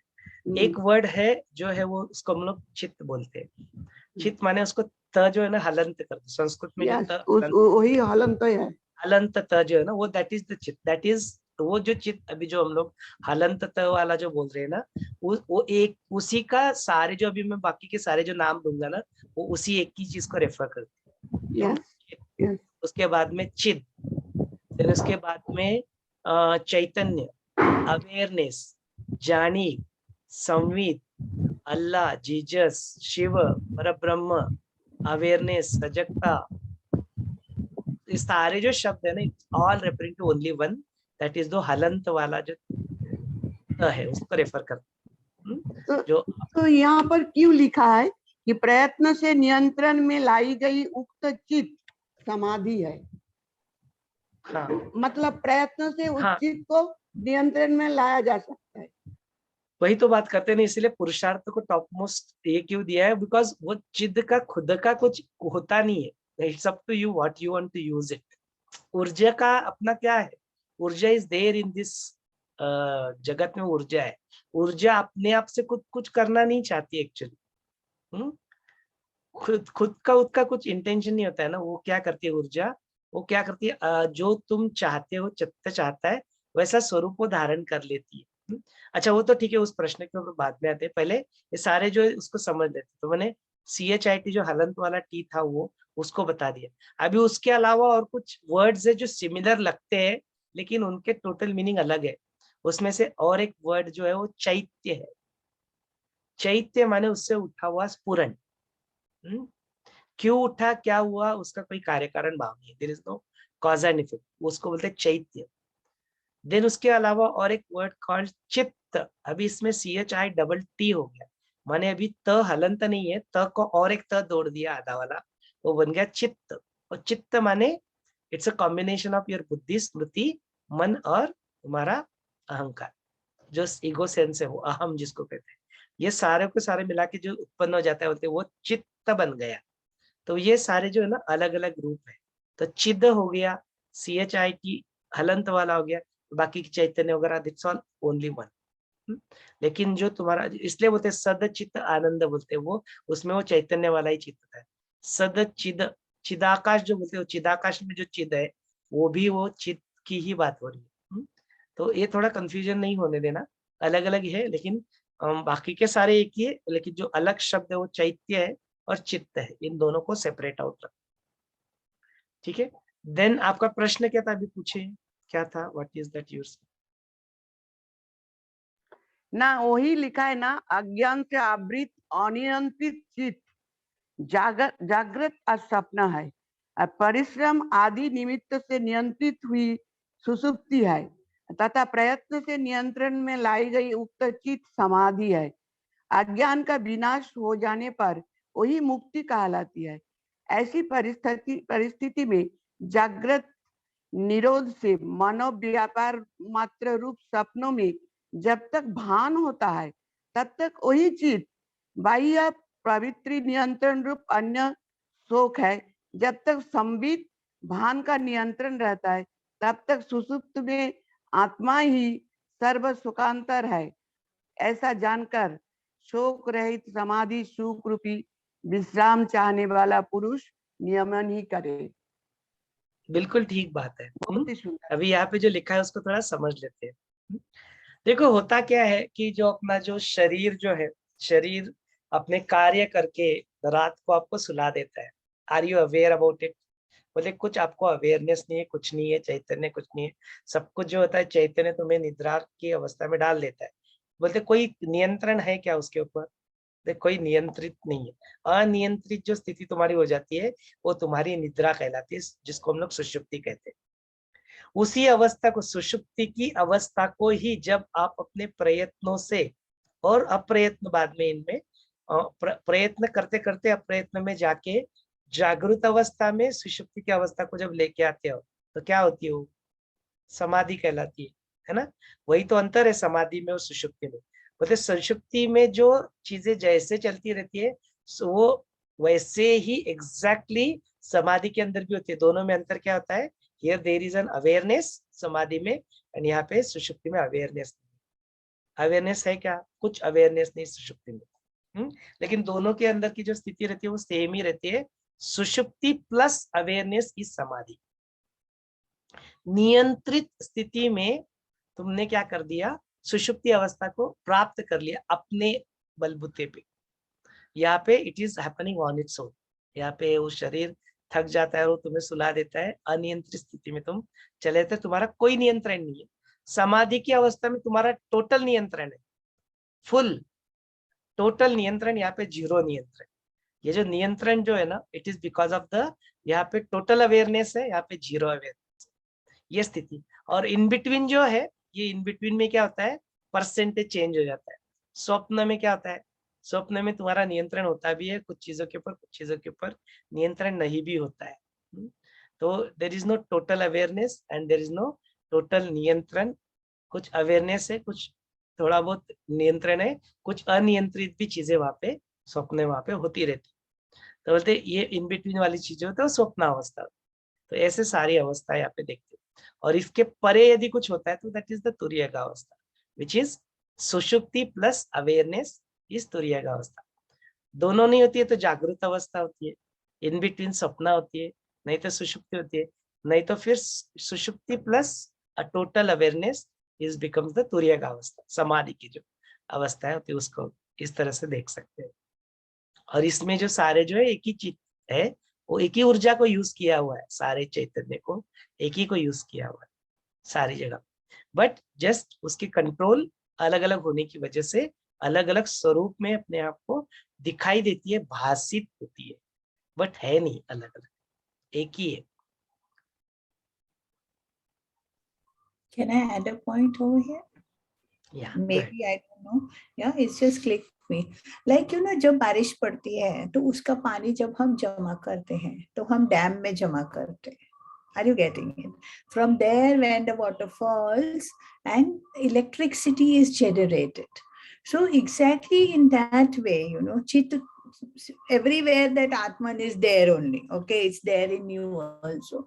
But that energy, when you collect it and you channelize it, that takes you to that samadhi. That is what I could feel listening to all that. Maybe you can elaborate it, but this was just a bullet what I told you, just just in short that I could explain it. So that electricity, when it is generated, you can use that electricity in lighting a bulb, lighting a fan, operating your refrigerator, cooler, heater, whatever you want. It's the same electricity that goes on. Exactly in the same way that consciousness, when it is there, everywhere it is there. But when you channelize it in that way, then you can put it into your different goals also and get it done.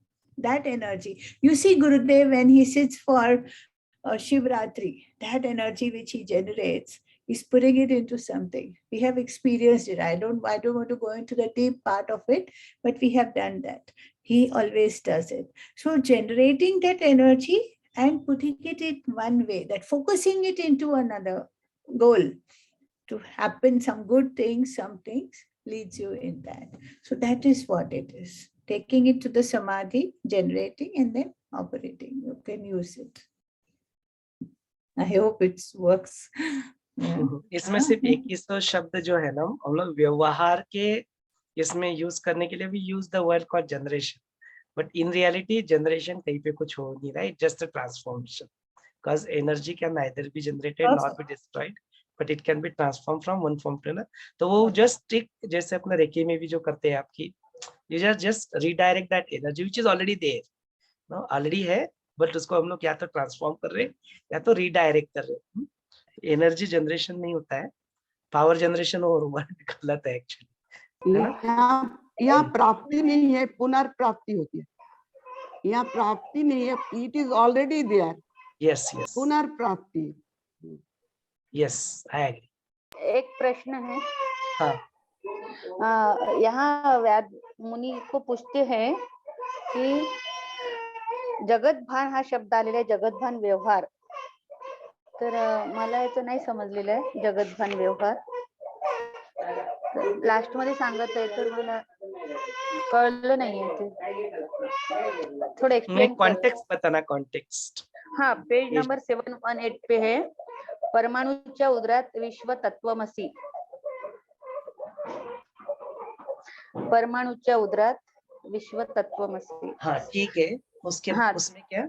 हाँ, उसमें प्रश्न है last para में, last वाला, आपणास जगतभान व्यवहार आहे हे कसे. हाँ मैं देखता हूँ, एक मिनट.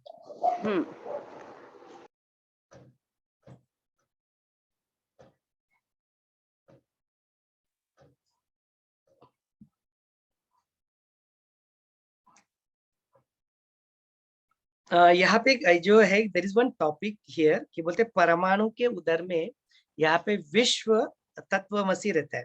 तो यहाँ पे जो मुनि जो उनको व्याध कहते व्याधा, ये दृश्य विषय ऐसा है, ऐसा निर्णय करके मैं संताप शून्य होके वहां पे रहा, शोभ रहित, आशंक रहित, शांत, अहंता शून्य. अभी ये स्थिति कहाँ पे चल रही, जो हमने स्टोरी देखी ना, उसमें जो उपदेश को जो देते हैं उनके गुरु, किसमें, लेवल 4 में. और उसके बाद में जो मुनि की स्थिति होती है लेवल 4 में, वो स्थिति भी ही इज नाउ बिकमिंग आत्मज्ञानी. आत्मज्ञानी आत्मदर्शन में जाने के वक्त की स्थिति को यहाँ पे वो क्या कर रहे हैं, वर्णन करके, this is what I experience. अभी इसको हमने कवर नहीं किया बिकॉज ये we have seen this earlier ये नंबर ऑफ टाइम्स. अभी फिर से उसको देखते थे कि व्याधा उस दृश्य विषय का निर्णय करके मैं संताप शून्य होके वहां पे रहा, क्षोभ रहित बन गया, आशंका रहित हो गया, शांत, अहंता शून्य, अपने किसी भी मानस संकल्प के आलंबक और बाह्य आधार को ना लेते हुए मैं अपने स्वभाव में वहां पे स्थिर हो गया. विश्वाभास को छोड़कर जो बोध था, जो सदैव उदित और जो जागृत रहा, उसको प्राप्त कर लिया और उसको अप्राप्त जैसा कोई भी विचार मेरे मन में यहाँ पे ना हो कि मैं उसी निश्चय से वहां पे स्वयं को शांत करके मैं सर्वरूप बन के मैं वहां पे रह गया। It's all happening in that 4th level. इसके ऊपर व्याध जो है वो व्याध प्रश्न पूछते हैं कि आप भ्रम रहित निर्मल हो गई, ये तो मुझे समझ में आ गया, लेकिन आप सर्वरूप बन के वहां पे कैसे रहे, या आपको जगत भान और जो व्यवहार है ये कैसे। तो यहाँ पे जो मुनि है वो मुनि वहां पे कहते हैं, अरे मैंने ये जान लिया था कि जहाँ पे जो अनंत चिदाकाश का भान है वहां पे जगत भान भी अवेलेबल। ये बात समझ में आती, ठीक है। ये कौन सी बात हो रही है यहाँ पे पता है क्या? ये बात वही हो गई कि जो वहां पे जो मुनि थे ना और उनके जो गुरु थे, वो यहाँ पे व्याध और मुनि का संवाद चल रहा था, और जैसे ही वो यहाँ पे जागृतावस्था में बोलते कि मैं भी यहाँ पे हूँ, तुम भी यहाँ पे हो, और उन्होंने मुझे व्याध का गुरु वहां पे कहा था, और जो जिन्होंने उपदेश किया था वो भी यहाँ पे बैठे हुए, वो वहां पे कैसे क्या आ गए ना। ये जो इसका प्रश्न का जो उत्तर है वो उसी प्रश्न का उत्तर यहाँ पे वो बात डिस्कस हो रही है। यहाँ पे वो बताते क्या, पता है क्या, कि मैंने उस वक्त अपने आप को चिदाकाश के रूप में जान लिया था और मेरे को ये जगत भान भी था। दोनों पैरेलल है ना। इट इज जीवन मुक्त की स्थिति, विदेह मुक्त नहीं है। विदेह की मुक्ति में क्या होगा, जगत का भान भी नहीं रहेगा, शरीर का भान तो नहीं रहेगा बिकॉज शरीर से मुक्ति हो जाएगी, चित्त का भी भान नहीं रहेगा, चित्त लिंग देह अतिवाहिक शरीर जिसको कहते हैं वो भी पीछे छूट जाएगा और विदेह मुक्त हो जाएगी।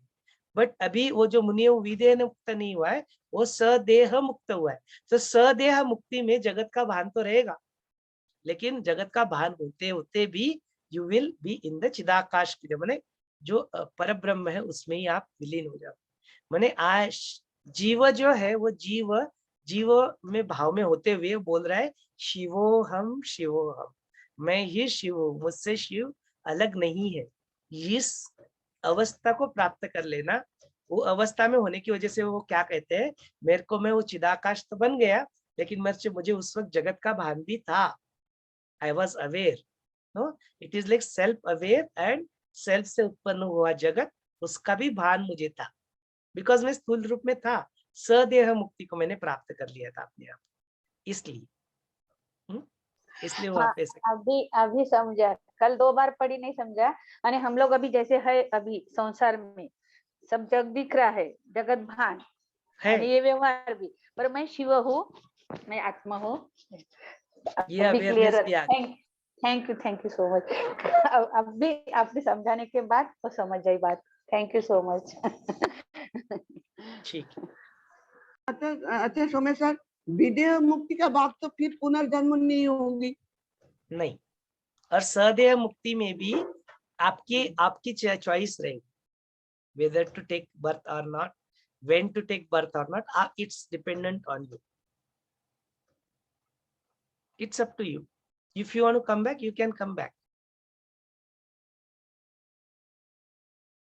Because जब आप लौट के आओगे तब भी वो आपका मुक्ति है, बट वो प्रोवाइडेड दैट कि यू डोंट फॉरगेट इट, है ना। अपने आप को मूल स्वरूप को जो भूल गया वो फिर अटक गया इधर ना। तो वो अटकने के चांसेस, माया इतनी प्रबल होती है तो होते हैं चांसेस, बट बोल जीवन मुक्त तो उससे परे रहते हैं ना। They stay away from all this things. Away माने फिजिकली दिखेंगे आपको सब जगह पे, बट इंटरनली दे उसी में रहते हो, परब्रह्म और शिव में ही स्थापित रहते अपने आप को। They don't get entangled here, इसीलिए जीवन मुक्त कहलाते हैं।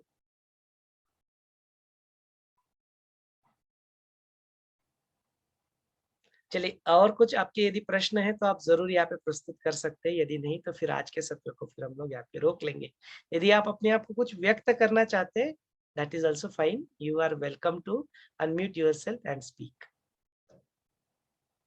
या तो प्रश्न पूछे या अपने आप को व्यक्त करें, दोनों भी नहीं है तो फिर भी लेंगे इसको।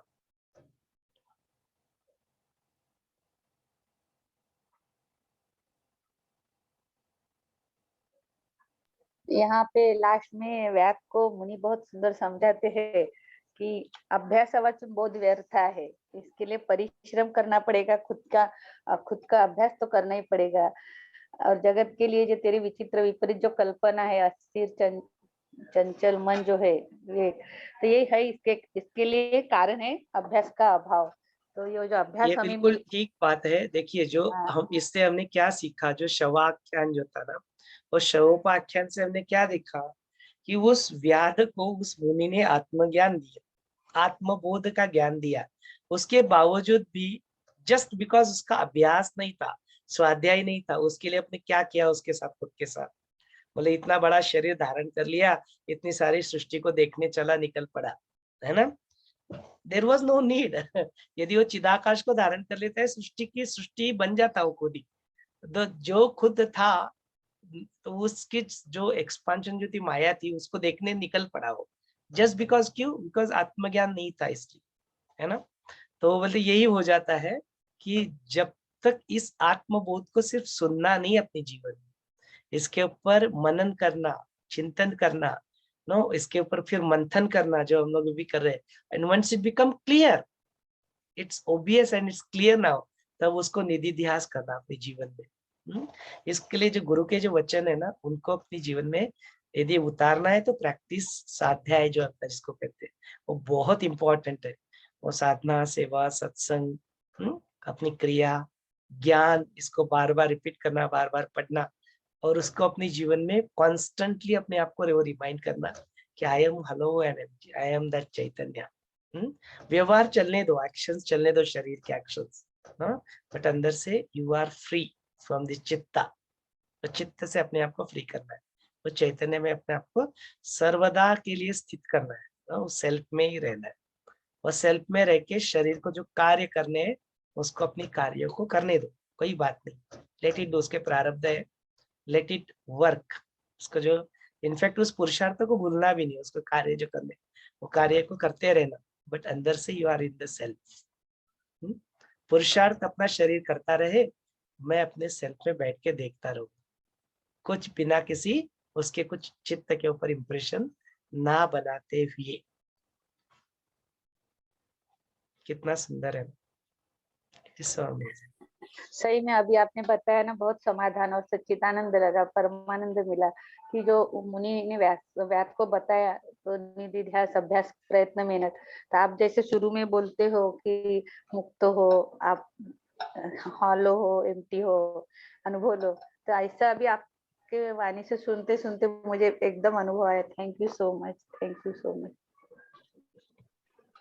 तो इसका निधि ध्यास करना अपने जीवन में अत्यावश्यक है। यही यहाँ पे दैट पॉइंट इज एस्टेब्लिश्ड कि स्वाध्याय के बिना आत्मबोध फिर व्यर्थ हो जाता है।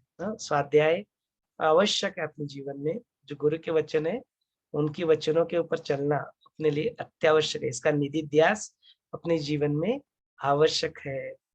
कितना सुंदर, सो अमेजिंग। किसी और को कुछ व्यक्त करना है तो you can unmute yourself and speak.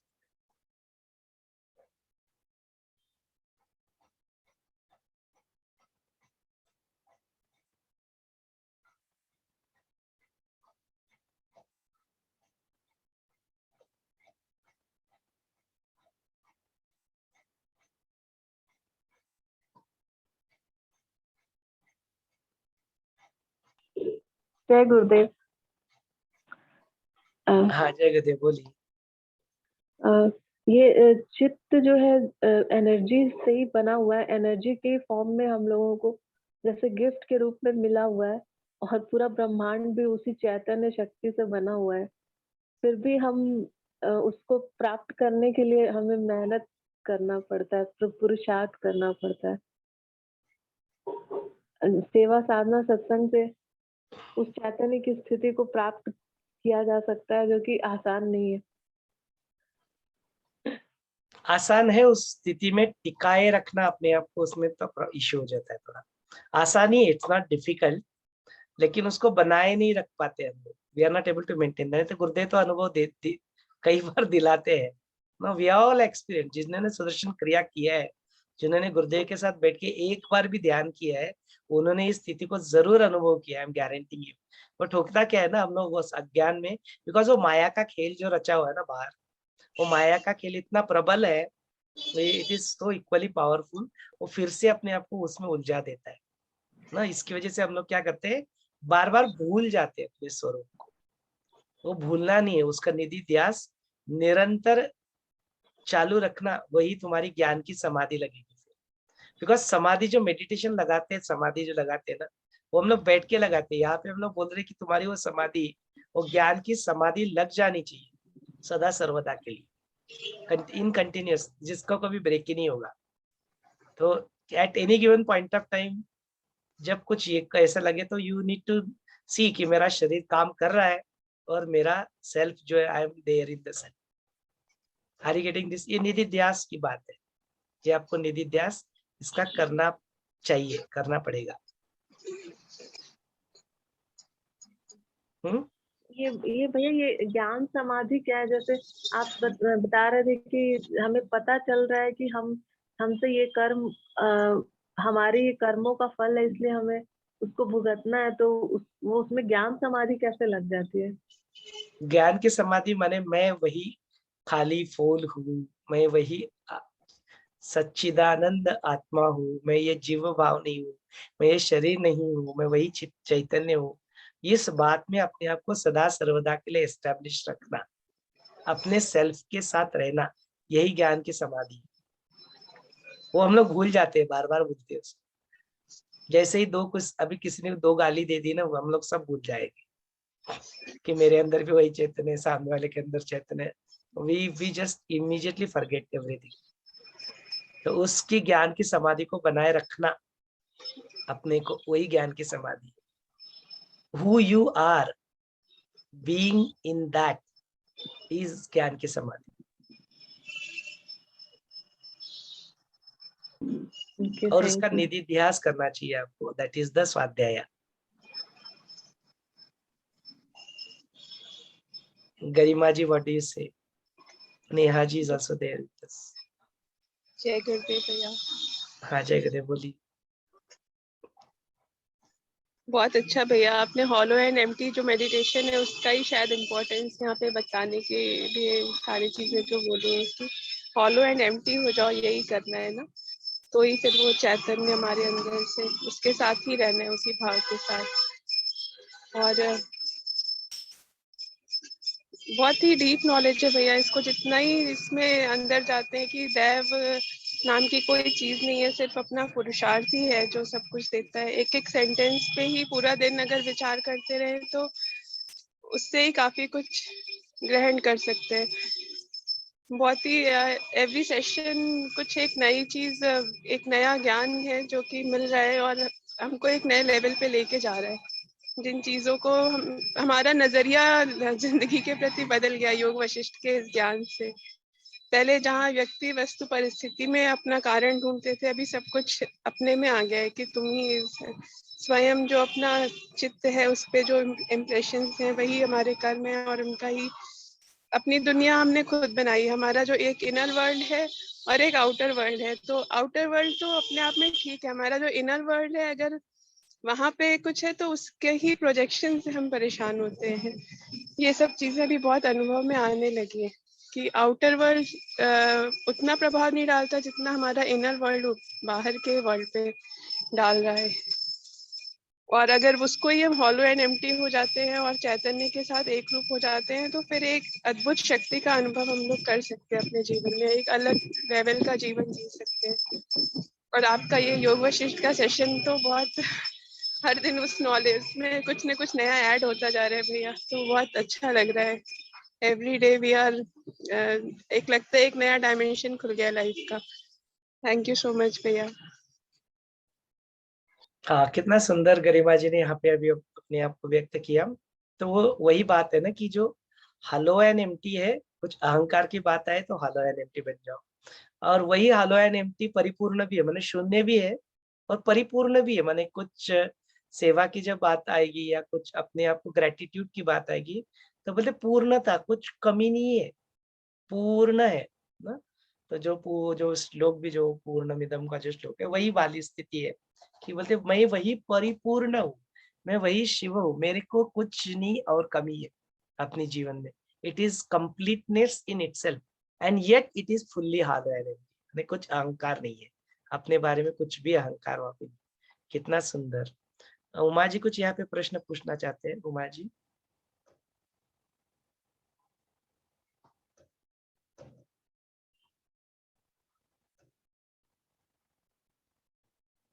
Neha ji आप कुछ कहना चाहते हैं तब तक? हाँ, Uma ji is also there.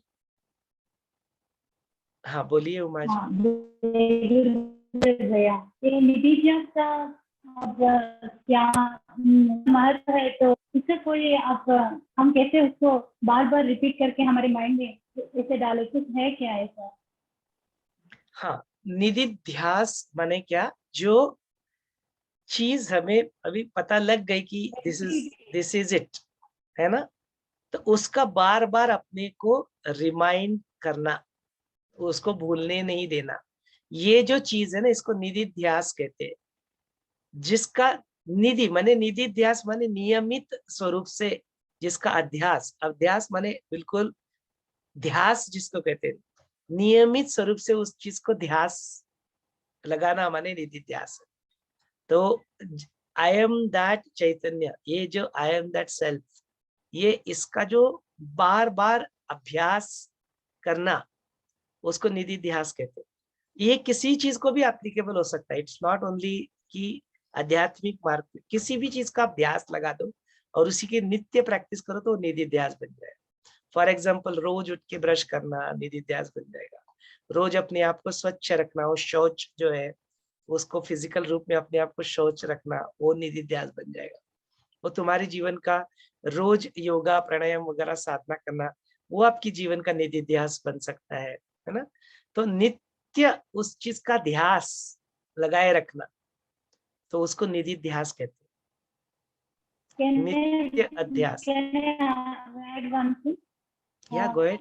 When I went to that Brahmakumari's, no, so they are saying that for each and every hour, you have to sit a minute and think of yourself that I am the point of life, your body. They give some instructions and you need to remember those things so that you get re-energized when you are in this लौकिक जीवन में हमें जो drawing हो जाती है ना हमारे शक्ति, वो फिर से आ जाते हैं, बोलते थे क्या हम जो आर्ट ऑफ लिविंग में जब है तो हम भी कुछ ऐसा बार इसका चिंतन कर सकते हैं क्या, कोई ऐसा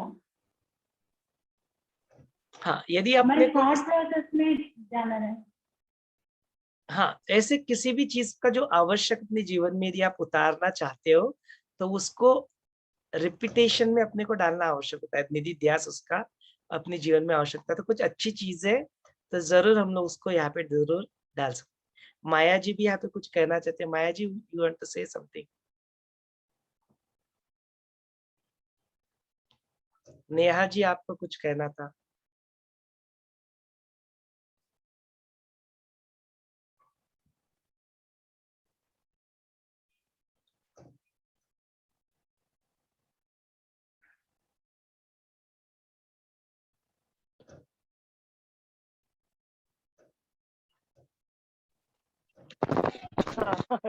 नेटवर्क जातंय ना सारखं. हाँ हाँ, कोई बात नहीं, ठीक है, जय बोलिए। गुरुदेव. हाँ, जय गुरुदेव। नेटवर्क जातंय सारखं. मला एक सांगायचं होतं का ते एनर्जीचं जे चाललं होतं ना त्याला चॅनलायझिंग हा शब्द क्रिएट करतो. आणि दुसरं मला एक विचारायचंय की बरेचदा आपण जागे असतो हा आणि काम करत असतो पण त्याच्यामध्ये काही म्हणजे अवेअरनेस नसतो, अगदी ड्रिव्हननेसच असतो. फक्त कोणी काय बोललं लगेच रिॲक्ट केलं, मनाविरुद्ध झालं लगेच रिॲक्ट केलं.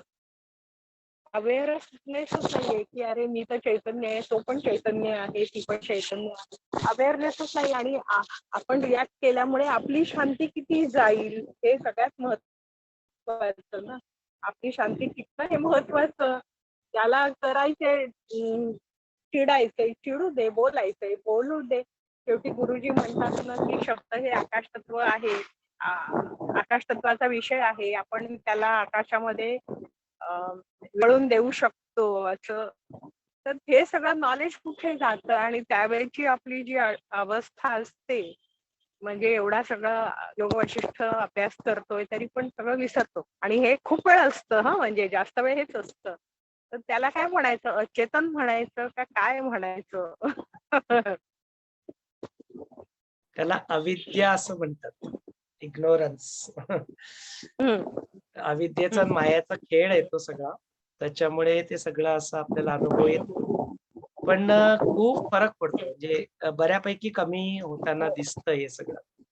जे आधी कदाचित जास्त असेल, पण साधना केल्याने, सेवा केल्याने, सत्संग केल्याने, ज्ञानामध्ये आल्याने बऱ्यापैकी कमी होतं. आणि तरी पण कधी-कधी जो बांध जो असतो तो तुटतो. It's okay. It's a part of the game. जो वो ओवरफ्लो हो जाता है, वो टूट जाता है. तो कभी-कभी टूट जाता है तो ठीक है, दैट्स इट. बहुत ज़्यादा बॉदर नहीं करना उसके लिए. या अपने आप को ब्लेम मत करना. विक्टिम कॉन्शियसनेस, मैं अभी भी कच्ची हूँ या इस तरह से नहीं सोचना. बस हो गया, दैट्स इट. गया, दिन गया, बात गई, बात खत्म. Forget about it. Come back to your own self again and again. इसलिए बोलते हैं असंगो हम ऐसे करना है. असंगो हम पुनः पुनः again and again every moment. You have to just let go ना. तो इसीलिए वो इसके लिए वो छोड़ना बोलते हैं ना. बोले छोड़ना सुप्रीम नॉलेज है. कि हम लोग क्या करते हैं ना, उसको पकड़ के रख देते हैं, अच्छी और बुरी चीजें दोनों को. बोलते इसके लिए बोलते हैं उसको छोड़ो, लेट गो करो उसको. It's gone, done, been there, done that, forget about it, just go ahead. No, keep flowing. तो जो हो गया, छोड़ो उसको. अभी नेक्स्ट टाइम से जस्ट बी अवेयर कि हाँ फिर से वैसी स्थिति आएगी तो फिर से क्या ना है, रिएक्ट और respond. It's up to me, मेरे ऊपर है. तो बार बार उसकी प्रैक्टिस करो. क्या हो जाएगा नहीं रिएक्ट किया, व्हाट विल हैपन, क्या फर्क पड़ जाएगा. तो इस स्थिति में अपने आप को यदि देखते हैं तो बार बार प्रैक्टिस करने से ना, निधि ध्यास करने से वन डे हम लोग उस स्थिति में अपने आप को जरूर पाएंगे कि कोई फर्क नहीं पड़ेगा कौन क्या बोलता है. किसी ने अच्छा कह दिया, किसी ने बुरा कह दिया, कोई फर्क नहीं पड़ता है. इतना ज्यादा नहीं फर्क पड़ता है. जैसे हम लोग अभी वीडियोस वगैरह भी अपलोड करते हैं, कुछ लोग अच्छे कमेंट करते हैं, कुछ लोग कुछ विपरीत कमेंट करते हैं. उनके अपने ओपिनियन है. तो हम लोग क्यों दोनों को कह रहे ना, अच्छे कमेंट को अच्छी तरह से ले और जो कुछ बुरे कमेंट है उसको हम लोग उससे हिल जाए, या ये ऐसी कोई आवश्यकता नहीं है. It's okay, it's their opinion ना. यहाँ पे वैसे भी हम लोग सिर्फ दृष्टिकोण अपने आप को व्यक्त कर रहे हैं, राइट. ये कुछ सॉलिड ऐसा ही है, ऐसा कहना असंभव है किसी के लिए. यदि दृष्टिकोण यदि व्यक्त कर रहे हैं तो किसी और का और दृष्टिकोण हो सकता है ना. तो दैट्स ओके, राइट, है ना. उस दृष्टिकोण के लिए भी जगह रखना. तो देन फिर आप रिएक्ट नहीं करोगे किसी चीज को. Then you will tend to respond, और you can even let go. There is no need to respond to everything in life. बहुत सारी चीजों को तो रिस्पॉन्ड करना है. आप जाके देखो ना, गुरुदेव के बारे में कितने नेगेटिव कमेंट्स आपको देखने के मिलते हैं मीडिया के ऊपर. गुरुदेव बोलते कि you ignore it, because media कैसे काम करता है पता है क्या. सोशल मीडिया जिसके ऊपर ज्यादा रिएक्शंस होते हैं ना, वो उसको जो आर्टिफिशियल इंटेलिजेंस है वो समझता है कि दैट इज इम्पोर्टेंट. तो वो क्या करता है, उसको ज्यादा हाईलाइट करता है, वो ज्यादा ट्रेंडिंग होता है. इसलिए द बेस्ट सोल्यूशन यदि कुछ, बेस्ट आंसर यदि कुछ है ना, तो बोलते इग्नोर. मौन, silence is the best possible answer in the social media. Otherwise वो क्या होगा, वो चीज ही हाईलाइट होगी. somebody said bad and then you टूट पड़ो उसके ऊपर, रिएक्ट करो, वो बैड चीज ज्यादा फैलेगी. तो बेस्ट चीज कि तुम शांत बैठ जाओ, पढ़ लिया छोड़ दिया. वो छोड़ना जो है ना, जैसे वो वहां पे कर पाते हैं ना, वैसे खुद के साथ भी करो. वहां पे बड़े अवेयरनेस में होते हैं, हमको रिएक्ट नहीं करना है. इनिशियली नहीं होते थे अवेयरनेस, टूट पड़ते थे. गुरु को कुछ किसी ने बुरा बोल दिया, ऐसे टूट पड़ते थे. हाउ कैन समबडी से दिस टू माय गुरु. अभी उतना ज्यादा नहीं होता है. वो अभी वो उसको पता है कि ज्यादा उसको इम्पोर्टेंस देंगे तो वो और ज्यादा फैलेगा. ये अवेयरनेस आ गया तो अभी नहीं होता है. अभी वी डोंट रिएक्ट. क्या करना है, वो ऐसे लाखों करोड़ों चीजें है वहां पे, क्या रिस्पॉन्ड करेंगे उसको. इग्नोरेंस में देखो, छोड़ो उसको इग्नोरेंस में. ये सारी चीजें इंपॉर्टेंट है to be aware about all this thing. नहीं तो क्या करते हैं ना हम लोग, we go to emotions and we tend to react. That is not required. What do you से?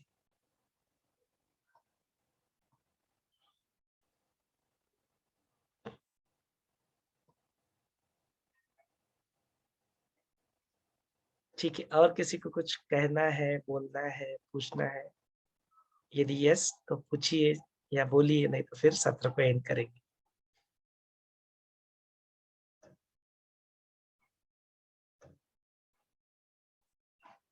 चलिए आज के इस सत्र को हम लोग यहाँ पे रोक लेते हैं ताकि पुनः एक बार हम लोग कल मिलते हैं।